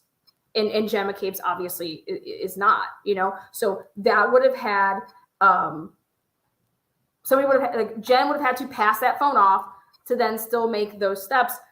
But that phone has to be passed off in a time period so that those steps are registered in that. You get what I'm saying? Yeah. So I think Carrie Roberts, it went like this. Jen McCabe passed that motherfucker off to Carrie Roberts. Carrie Roberts passed that motherfucker off to in that house. And that's why we hear Karen Reed screaming for fucking Carrie Roberts because she's so far away. Why would she be screaming like that? She's trying to, Carrie, like, get over your Carrie. Like, that car would have been right by where that body was, and then you don't even hear Carrie. I don't hear Carrie. I mean, maybe we hear Carrie coming in here at the end, which I guess I can play again, but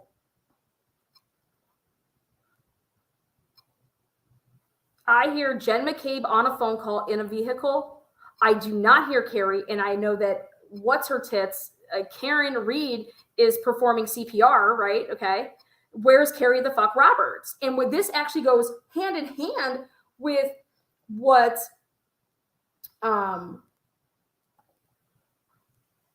right here, first to arrive.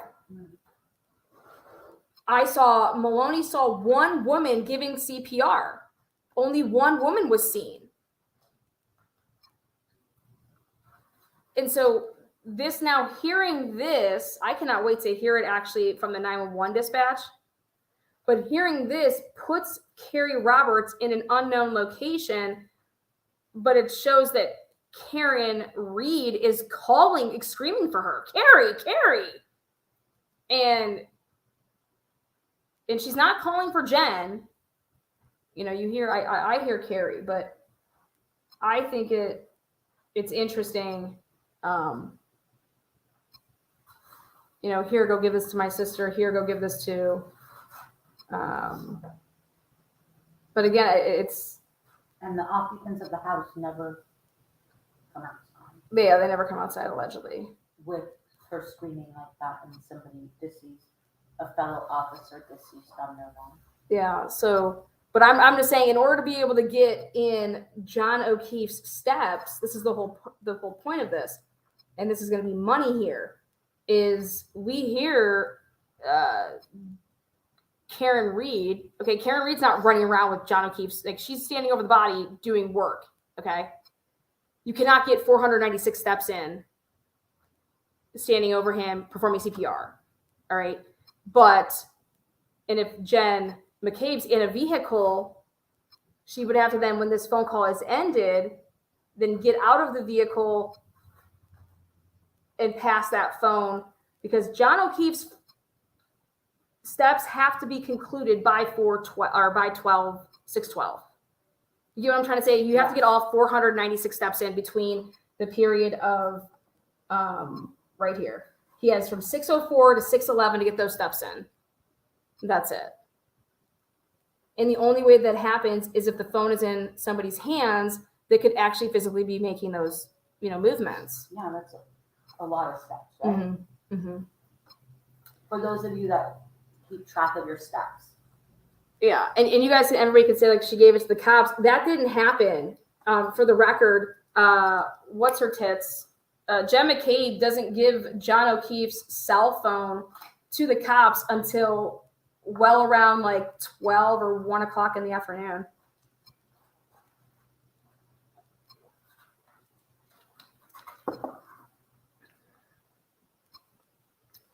That'll be interesting. Yeah. Again, that didn't happen for here, I'll even show you guys some more. Of your Excel? Of my Excel, my excellent work. So here we go. So then right here, 6:26 to 6:34, John's phone 173 steps. Now, right here, Officer Lank arrived on scene at 34 Fairview, okay? And the victim was being treated in the ambulance when he arrived. This is so important. That means that John O'Keefe is not running around. Like, he is in the ambulance and he's being worked on. So he cannot have his phone. His phone shouldn't be moving if it was, in fact, on his person, okay? And now, how I was able to determine what time he leaves 34 Fairview is because on his admittance bracelet, the pictures that I was able to obtain, it shows his admittance time, which is 6:49 a.m. Then I subtracted 6:49 a.m. by how long it takes to get there from 34 Fairview to Good Samaritan, and then gave a couple minutes for them to process him. And that's how I was able to come up with this time frame, which was you're in the ambulance by 6:30 a.m. because based off of the report of the officer arriving, then he has to be able like 6:36. I said that Canton Police, where I have him arriving. Yeah, he's admitted by 6. What was it? Oopsies. 6:49. But if we move back, this just straight up shows that he's in an ambulance being worked on, and his phone from 6:26 to 6:34, 173 steps. Jen's watch from 6:28 to 6:36, 190 steps. Like, it was given back to her because she ends up back with it 100%. Jen McCabe ends up back with it because then she gives it to the police way later down the road of that day. But during this time frame right here, this 496 steps, that is not with Jen McCabe. And that phone call, I think even more, like, it shows that she would have passed it off. And that's where Carrie Roberts maybe isn't going to be coming and changing her story because she touched John O'Keefe's cell phone to pass it off, not realizing, oh shit, when you want to talk about no one's going to change their story, no one's going to say, oh my God, they gave me the cell phone. I didn't even realize, holy shit, like there's nothing you can do at that point. So the whole, again, I'm going off of timestamps in the reports, but when you all put them when you put everything down on an Excel spreadsheet, you can really kind of see how things could go or how things couldn't go. And at the end of the day, though, it doesn't matter how long that phone call was. John O'Keefe's phone, like his steps could only fit in this time period because that's the time period, which is 6:04 to 6:11. His phone moves 496 steps. Somebody who has his phone, and it's not him, he's on the ground. Okay. And what I believe is that his phone was passed off to somebody inside that house because their plan, they panicked. Somebody fucking panicked. Somebody panicked because they did not want Karen Reed to get his phone. Okay. So one of those two people panicked and they took it. But I believe that that phone was on his person, okay, because otherwise the plan wouldn't work from the night before. You can't have his phone in there, you know what I mean? It has to be on him. But the thing that's interesting is, the person would be this whole walking with John O'Keefe's phone after the fact when he's down, they knocked him out, and then they're going to carry him out to then place him there, okay? His phone never moves another step after this point. So let me show you guys this. So when you want to go back up to here, his phone never makes another step into the morning. So if you come look right here at John's, right here, this 12:31 to 12:32, his 36, that's a lot of steps, okay? Think about that. I'm just saying, like, you're booking it for that minute, but he never makes another, he doesn't walk anymore at that point. So that would mean that somebody knew to put his phone either in airplane mode or to shut it off. And then it was because there would be steps if you're walking to place him somewhere after the fact. None of that is on John O'Keefe's phone. Let me show you what I mean there. So when you come and you look at John O'Keefe's steps. Right here. Okay.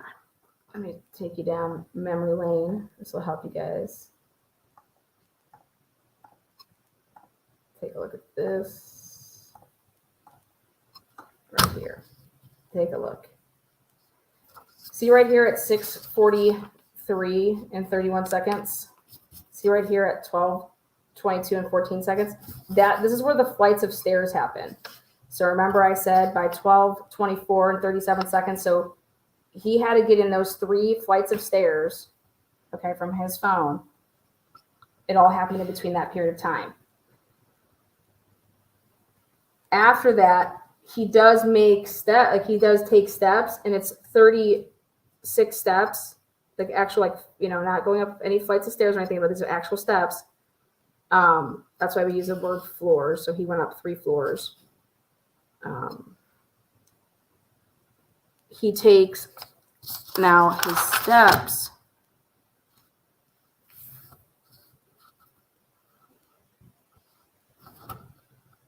This is a meters. Where's your pointy pencil? Oh. Right there. See 36? That's where that comes from. That's the last time. Now, do you see how there's nothing that happens in between there? It means that his phone was shut off. Okay. Between this to this. Because if somebody was to if somebody was to have his phone in his pocket, all right, and then carry him out, it would still register as steps because the phone would think that you're making those steps even being carried. Have somebody carry you and have your phone in your pocket and have somebody take steps while carrying you, all right, they would still register. So what this tells me is that during this time frame here, the phone had to be shut off up until a certain point when it would have been turned back on, which would be after he was already laying in the position that he was. Okay, because his phone, again, if it was on his person in his pocket, if anybody carried him out, even if it was multiple people carrying him out, it would register steps taken. And it does not register steps taken. All right, again, I'm just trying to break this on down on how somebody would be able to explain this to you on the stand. All right, which is going to completely help the defense like you would not believe. Because if and in fact, remember how they're trying to say that John O'Keefe would have got to his final resting point. You're going to have to say that John O'Keefe got to his final resting point based on the evidence and based on what they're going to go with. You would have to say that he was at his final resting point at 12:31 and 56 seconds to 12:32 and 16 seconds because he never moved again. And then he basically walked himself out there to the car and then was run over by Karen Reed. So you have to have this time frame with the prosecution's case. You cannot, this is it. This is everything. The prosecution is going to say there's no other way around it. That right here is where this whole, running him down happened. There's nothing else there's no other way you can say that happened. Because that's the last time that his phone is walking, and it would have walked down to that point of then getting hit by Karen Reed, right?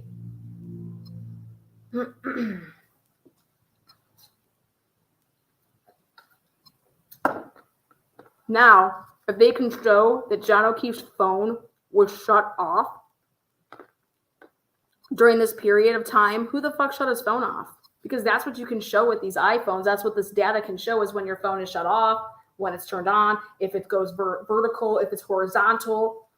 That's what we saw in the Murdoch case with that murder. So when you want to go ahead and talk about what a defense attorney can show or what a defense expert can show is I go back to this April filing because this is when everything changed. Look at what they're able to prove with this cell phone. Okay. Is this the defenses with Green? Yeah, this is the defense's expert witness. Right here, they're able to show that the iPhone was unlocked between 2:23 and 31 seconds and 2:31 and 7 seconds. And guess what? That's exactly what I showed you guys 30 minutes ago when I said, go look at the house long to die. They're going to be able to show that she was awake, that she took steps with her phone, and here it was unlocked. Okay.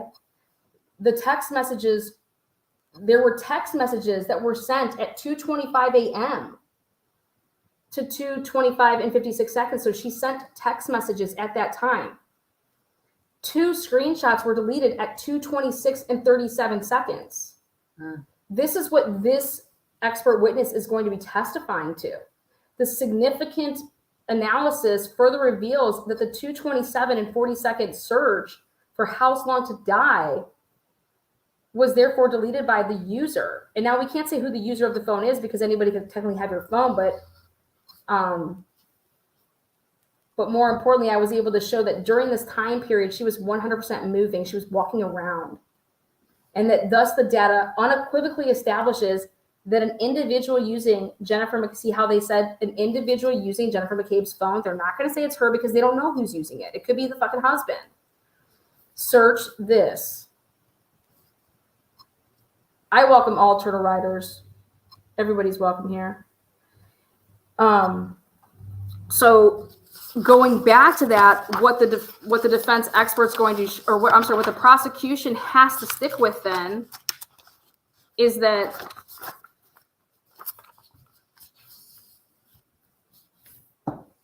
right here, 12:31 to 12:32, this is him making his last, walking movements, and that would have been the time frame that he was ran over by Karen Reed. So that means his phone was on his person. You get what I'm saying? Why would his phone ever be anywhere but on his person if he never went into that fucking house? So if anything on his phone, John O'Keefe's phone, shows that somebody grabbed his phone, tried to unlock his phone, made attempts to do things, if you have a good expert that is well qualified in Cellbrite and the downloads and how to find things within that material, there are people that are better than others. There are people that can find things that other people can't because they're just not as trained. Like, fuck, I could do a hell of a job with the research, but if you gave me uncoded shit and told me to code, I don't know how to code anything. But these experts, they know how to do that, and they're going to know how to find the shit. There are better experts than others. And trust me, you're going to pay for the better ones, right? Yeah. You're going to pay out your ass. And there's always going to be a battle of the experts, so credibility goes a long way. Yeah, so now let's take a look. See the next time that his phone is doing anything, right? But let's take a look at, most importantly, his phone goes up a flight of stairs at 6:43 and 31 seconds. This is amazing. This is amazing. You know why? Because I have John O'Keefe in an ambulance riding to Good Samaritan, because I have John O'Keefe not even being admitted yet to possibly go up a flight of stairs if the cell phone was to be able to establish that you were ever on an elevator and it went up like that. That could not possibly happen until after 6:43 because he was in an ambulance en route to Good Samaritan. So John O'Keefe could not possibly go up a flight of stairs between this time period. Now, for those of us who don't like to get tracked by phones and don't have this kind of data, you were telling me about what constitutes a flight, one flight, and you said it was what, 10? Yeah, normally, it's 10. Tell them. Well, Or did you already? Yeah, you have to go up. It's some, though.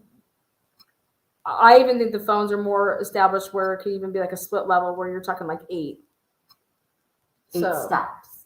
Yeah. And it would constitute that being a flight. Now, up and down would still render it one flight, right?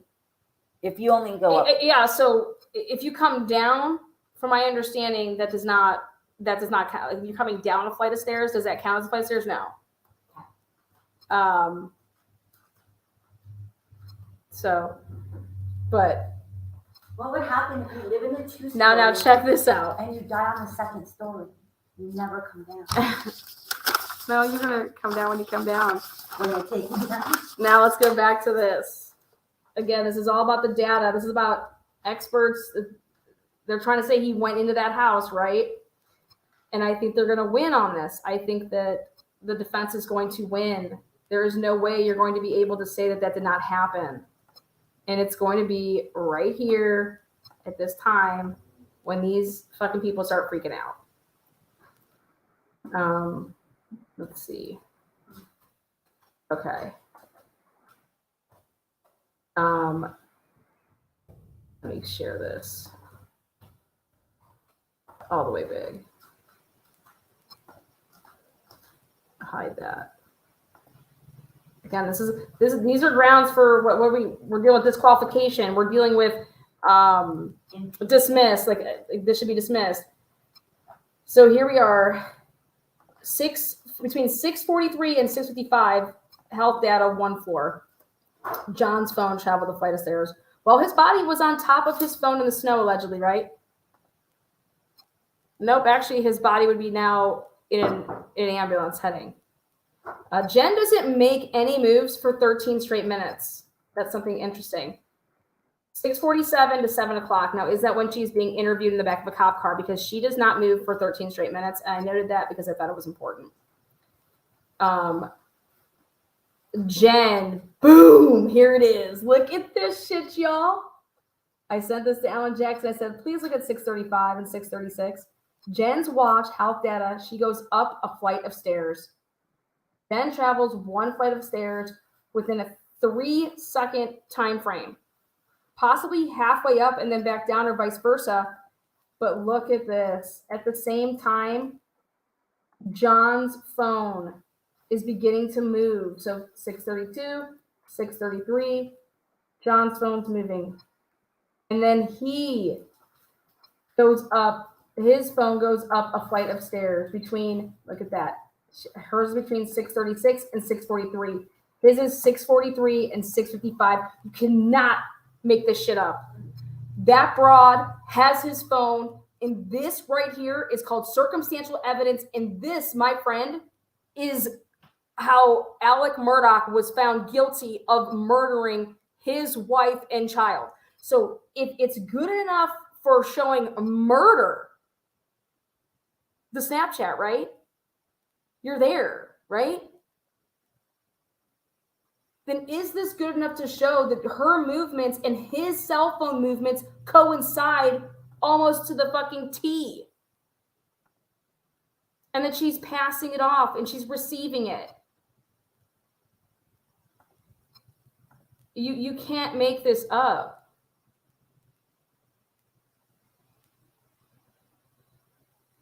And trust me, this shit took a lot. This shit took a pretty long time to put together because I'm pulling from all the areas.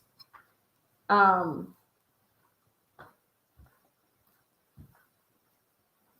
phone again, 7:58. Fucking with a flight of going up a flight. How are you going to explain this? Who? And that's what they say. Oh, his phone. It's just none of this stuff's accurate.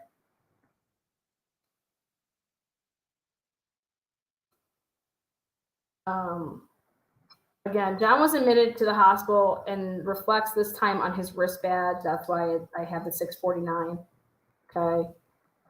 Jen's phone at 7:21. Phone records say that, Jen called Karen Reed. There was no answer. Karen called Jen immediately back and talked for 3 minutes. And that was at 7:21. And then John's phone at 7:58.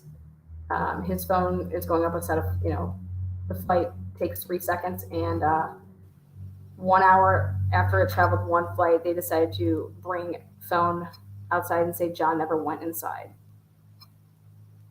All right. So we're dealing with this phone being passed around. We're dealing with it going up and down flights of stairs. Okay. And and you go and you compare it to statements made, they contradict each other.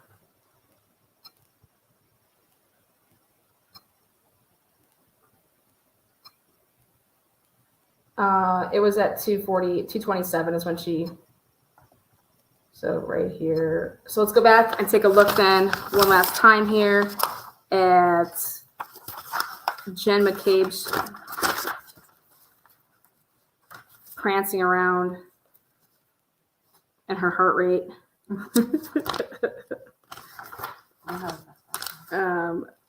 See, I believe this stuff was converted, but I mean, they can deal with that in court. I believe this stuff was converted. Jen McCabe, here she is. Okay.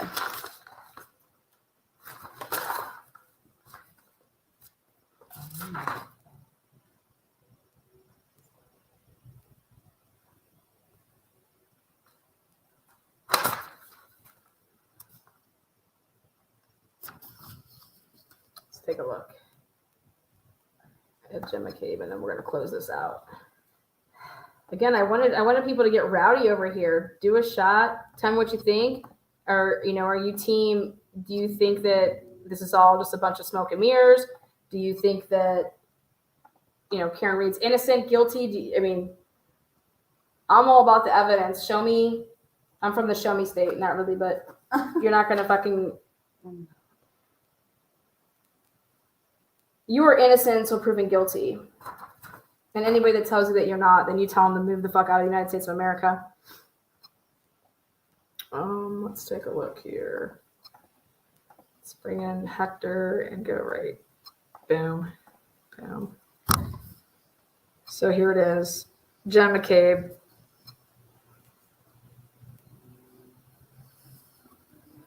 See, she's running like a fucking crazy person. 190, 177. And then this is her biggest, like from 641 to 647, she's not moving. 7 to 730, that's another big point that she's sitting down somewhere. She's not moving from 7 to 730. 730 to 743, she's not moving for 13 minutes. 744 to 802, not moving. 803 to 823, not moving. 823 to 826. Remember, she leaves. Oopsies. She leaves and calls the police.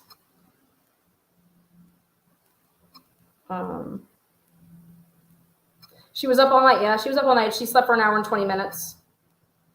If John's phone was placed under him, could CPR make it? No. That was, we tried that. No.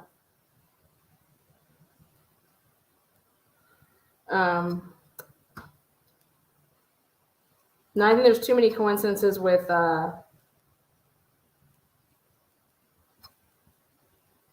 shouldn't say coincidences. There's enough circumstantial evidence that shows that let's even say we give you that. Let's even say we give you that for the 496 steps. There's after that point, then you're dealing with John's phone going up a flight of stairs. You're dealing with his phone still moving, and he's in a stretcher that's in an ambulance. So even if you want to give somebody that, the stuff that happens after 6:14 a.m. No. So how about this? Reasonable doubt. We don't have to go there and show who murdered anybody. Reasonable doubt alone. How much money do you think the state has spent, the Commonwealth has spent on this case? Reasonable doubt. Anybody that's a juror, how you think they're going to find Karen Reed guilty of murder? There's so much reasonable doubt here that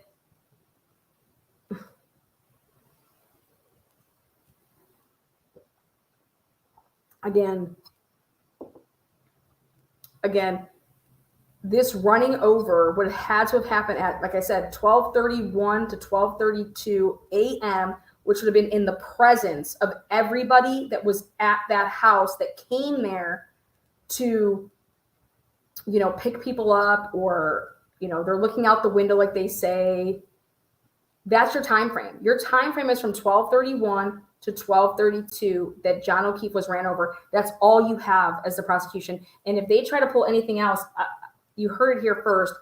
Mark my words. The prosecution is going with Karen Reed running over John O'Keefe between 12:31 and 12:32. That's the only way that you can do it and try to explain the data. Because I'll look at it from both sides, but it's just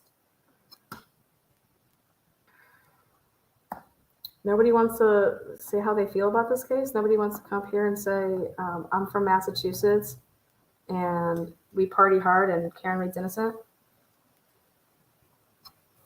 I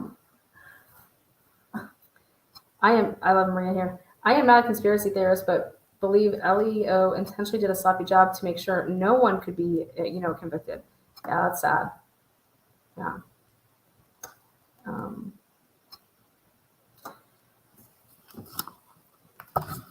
Do you have Twitter? Fucking Twitter. Twitter for tweets. Tweeters.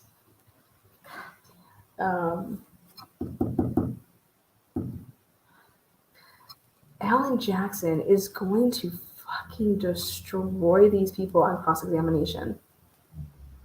I wouldn't want anything to do with Alan Jackson cross-examining me if I was in the situation. She ran over him, says Busty Double D. Wow.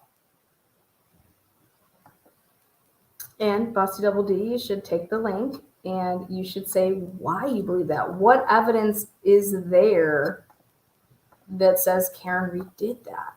When I just showed you the evidence of John O'Keefe's phone walking all over when he's in a stretcher. Who has his phone? Why would anybody take his phone? Why wouldn't you hand it to the officers right there at, 7 o'clock? That's not when his phone was turned in. His phone wasn't turned in. Because then she goes home. John McCabe goes and leaves and then comes back. And then she goes down to the station. She gives his phone.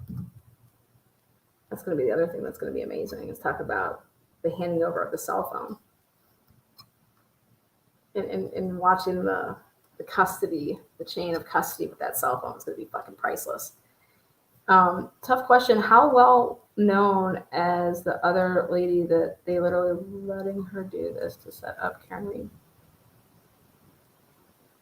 Lana Brains make me feel better. I try.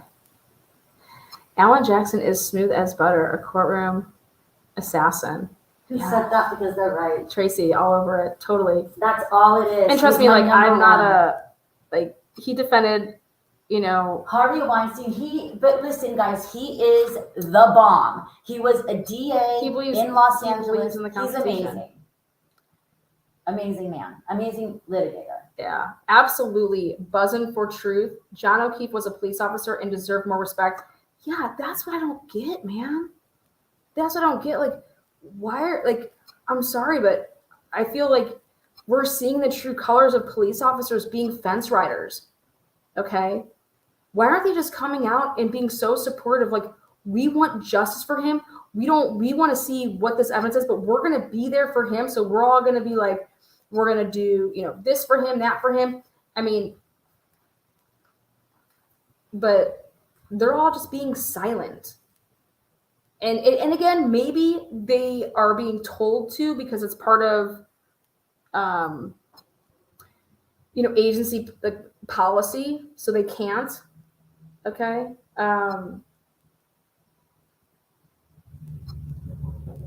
But it's just, I feel horrible for his parents. I feel like they've been bamboozled. I feel horrible for his niece and nephew who he stepped up to take care of after they lost their parents. These young kids don't need to go through the tragedy that they've been through in their short lives. What's Lana's Twitter? I don't even know what my Twitter is. I mean, I think it's is it I forget. Should I look? Fuck, I don't even know, guys. Who's asking? Oh, look. I'm knee deep in this though. She left him for dead, highly intoxicated at 6 a.m. Who left him for dead at 6 a.m.? That's not even, those aren't even like the facts. And that's why I realized that you're a troll. So nobody left anybody for dead at 6 a.m. If anything, Karen Reed left him for dead at 12:31, if you believe in that. So I'm going to need you to get your facts straight if you're going to come here.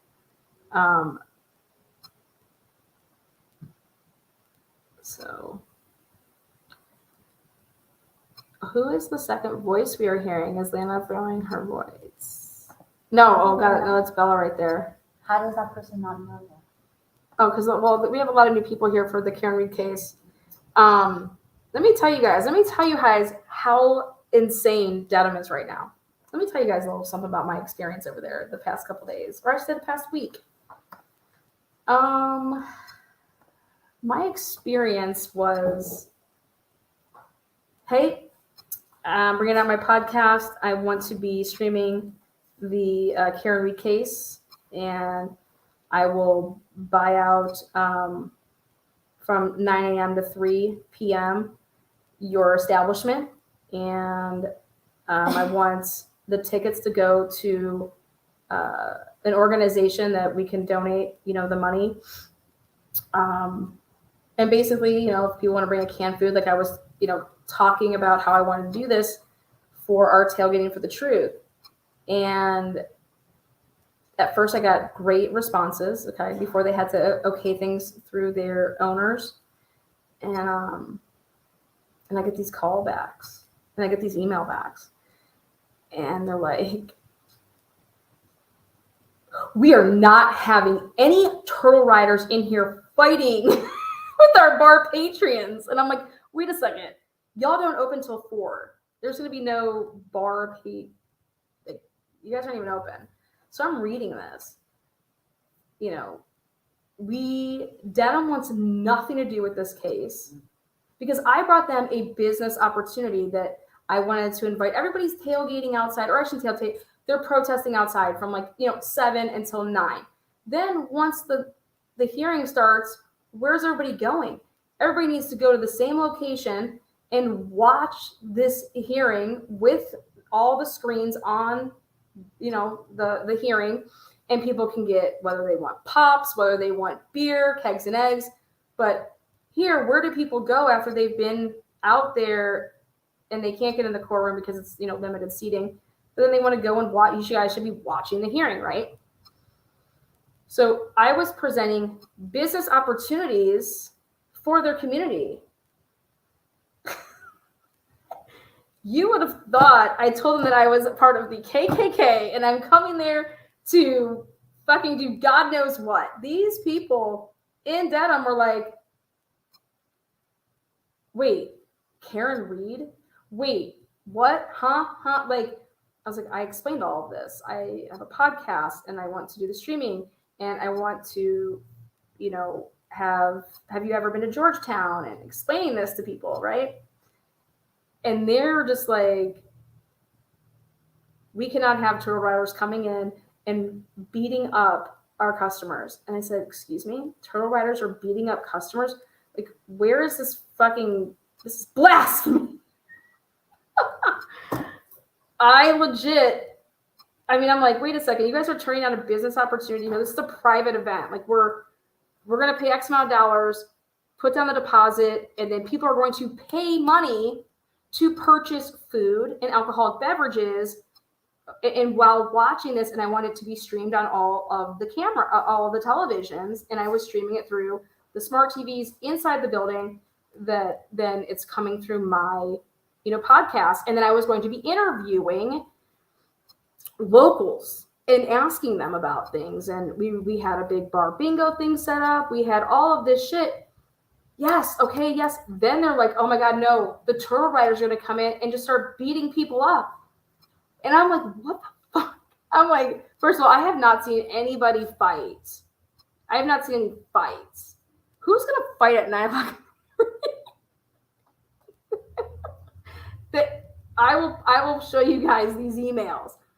I said to myself, what the fuck is going on? I'm like, all these people are going to buy food.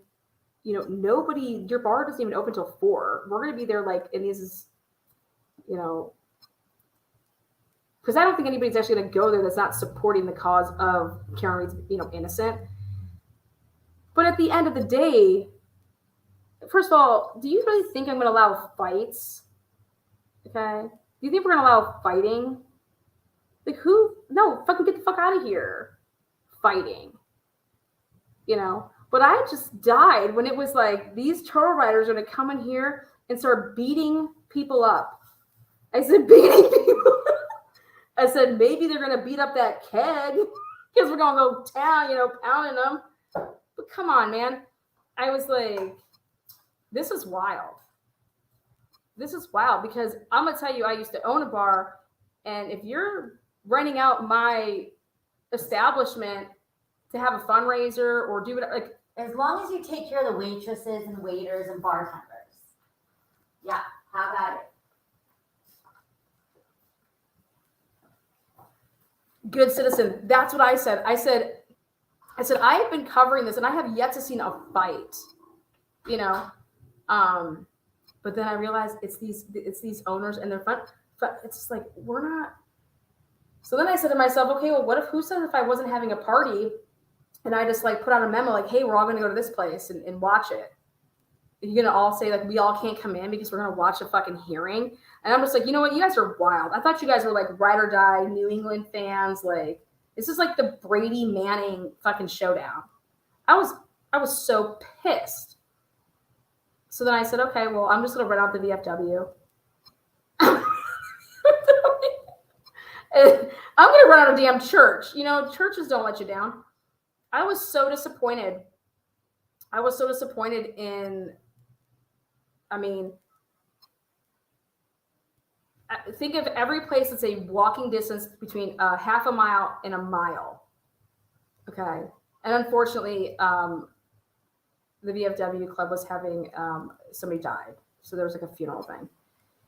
So I was like, have you guys ever seen Georgetown? And they put the hearings, like the trials up on all the televisions. People come in there and they like watch it like they're watching a fucking football game. And you know what? It's like, think about it though. Like we, the people, we should be watching shit like this because it affects us. Like we should see what's going on. We should know, like we should be keeping an eye on our local law enforcement and our government period because we, the people. And I'm just like, this is wild. This is absolute bullshit. So then I said, fuck, I'll buy some televisions. We'll set up a tailgate. There's like a baseball field over there. It's a public park. How are you going to like deny me to be there? And I'll get my big, you know, I was just like saying, I was like, there's got to be ways that somebody who's not going to turn down a couple $1,000 to open up their door. And then on top of it, take the money that they would make from selling their services, which is food and drinks. And I was literally blown to bits that nobody wanted to be having their establishment possibly be labeled on like a flyer. And I was like, fuck your flyer. We don't have to put your fucking name on this. We'll just put the address. You know what I mean? Here. I was just like, is this for real right now? What world do we live? So then I said, where's the gay bars? The gay people love business. Is there a gay bar in town?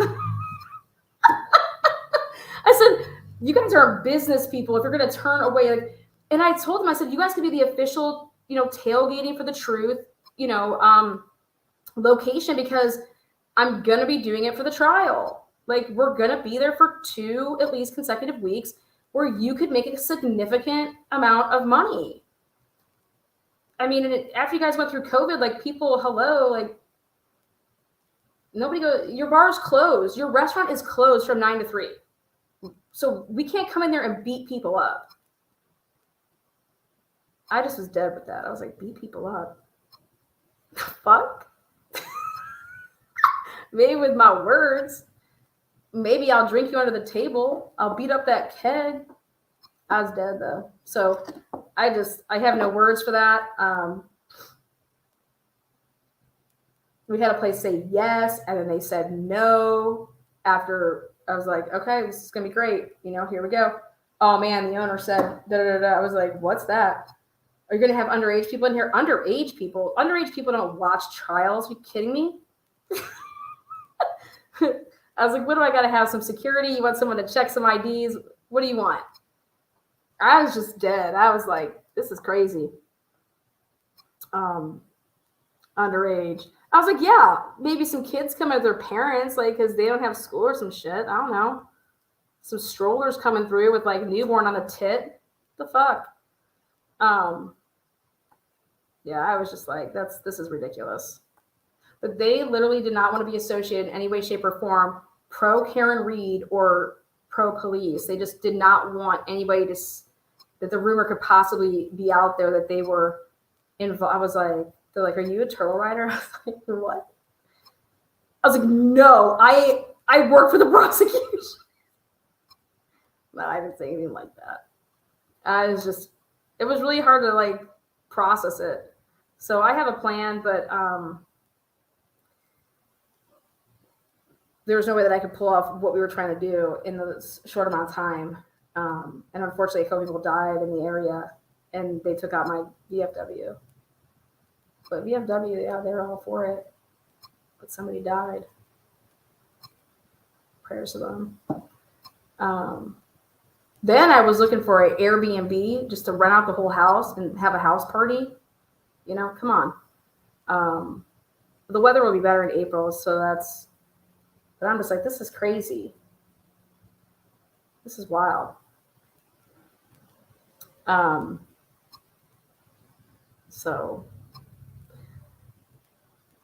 at the end of the day, truth and transparency is all about truth and transparency. If Karen Reed did it, they're going to show it, and that's going to be that. If Karen Reed didn't, I think that there should be hella prices to pay for anything that was concocted prior to this going to trial.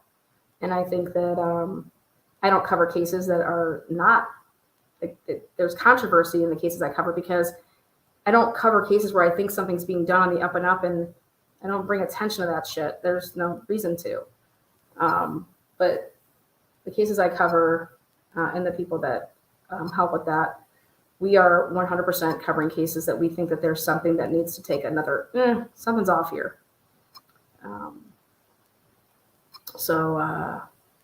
But April 16th is a whole different ballgame. And so I have a different game plan to make it happen in Dedham, and to make sure that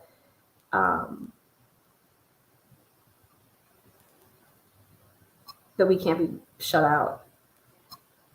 But shame on the people in the area for you see how many people are standing out around that courthouse? Your bar instantly, your restaurant instantly packed like that. People eating breakfast, or staying eating lunch. I mean, you're basically putting them on like a $40 head count on each person. So, business wise, they all failed the test.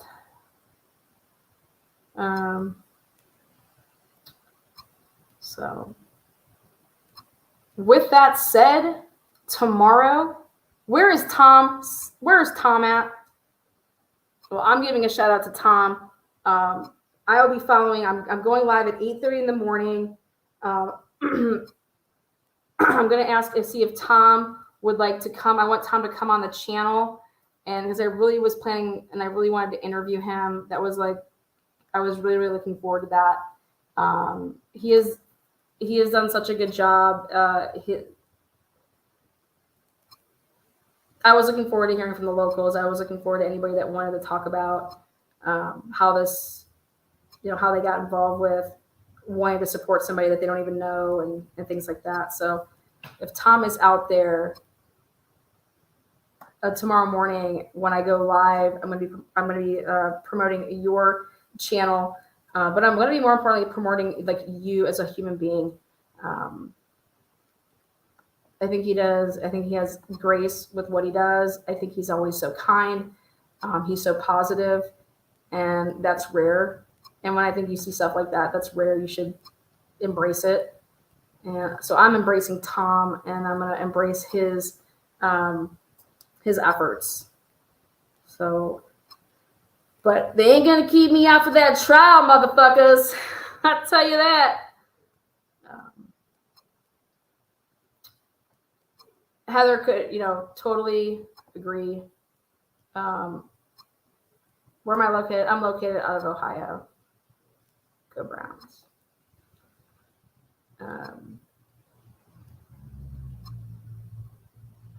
Yeah. We know that Tom will be there. So you're looking for Tom? Oh, I'm always looking for Tom. Tell Tom.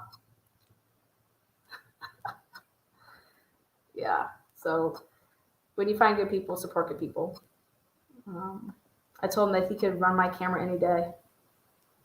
So if there's a person out there to follow with their camera, boots on the ground with this, Tom, somebody to go subscribe, go follow. But I'll be streaming it here, and would love to have Tom on as the local correspondent with things that he sees. So, but yeah, I love when he was filming and the guy tripped over. He was jumping over the gate. Oh god, that was priceless. Yeah. So Tom, I think if you just type in Tom, one of the mods, if they could like copy, cut, and paste his channel and share it. Tom CPU, and I just put Tom CPU Karen Reed, and it always comes up for me. I mean, now I'm obviously subscribed to this channel, but that's how I found him the first time. I was like, this Tom guy cracks me up. Who is this guy? So, well, you guys are great. I'm telling you, I try to stick to the facts, and the facts are. I don't know how the prosecution is going to say that the defense expert got it wrong. So I don't see that happening. But I'm here for it. I'm here to listen to it. And after they maybe explain it all, we'll feel some type of way.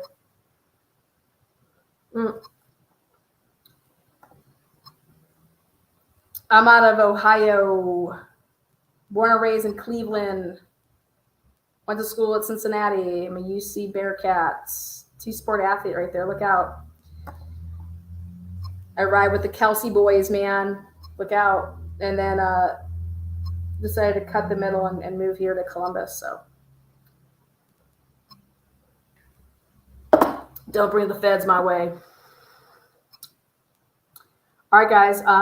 Please join me at, was it 9 or 10 o'clock tonight? Again, you got a marathon of me today, but join me tonight. I am breaking down the corruption for the Dr. Moore, Dr. Drake case. And I'm going to be releasing the bullet that killed Dr. Drake. I'm going to be releasing a new timeline. What else do I have that I'm releasing that's new?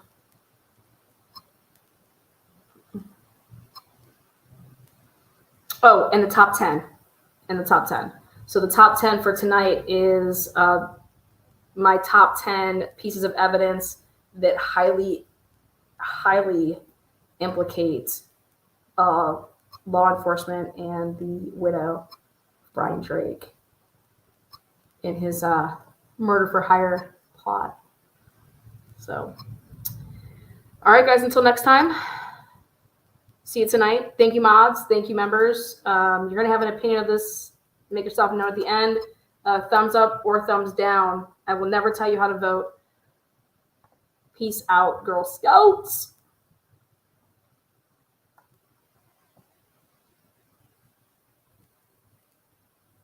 This is a preview file. For example, use only. Sitting up or down, it doesn't change the oath, but raise that right hand.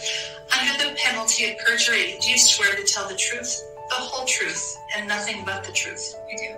All right, go ahead and have a seat. This is a preview file. For example, use only.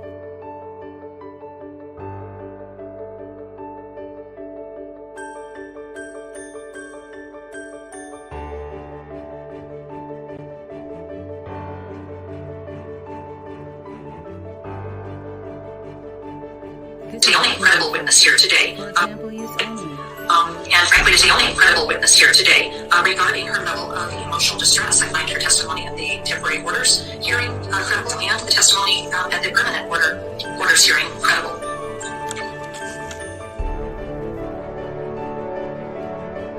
This is a preview file. For example use only.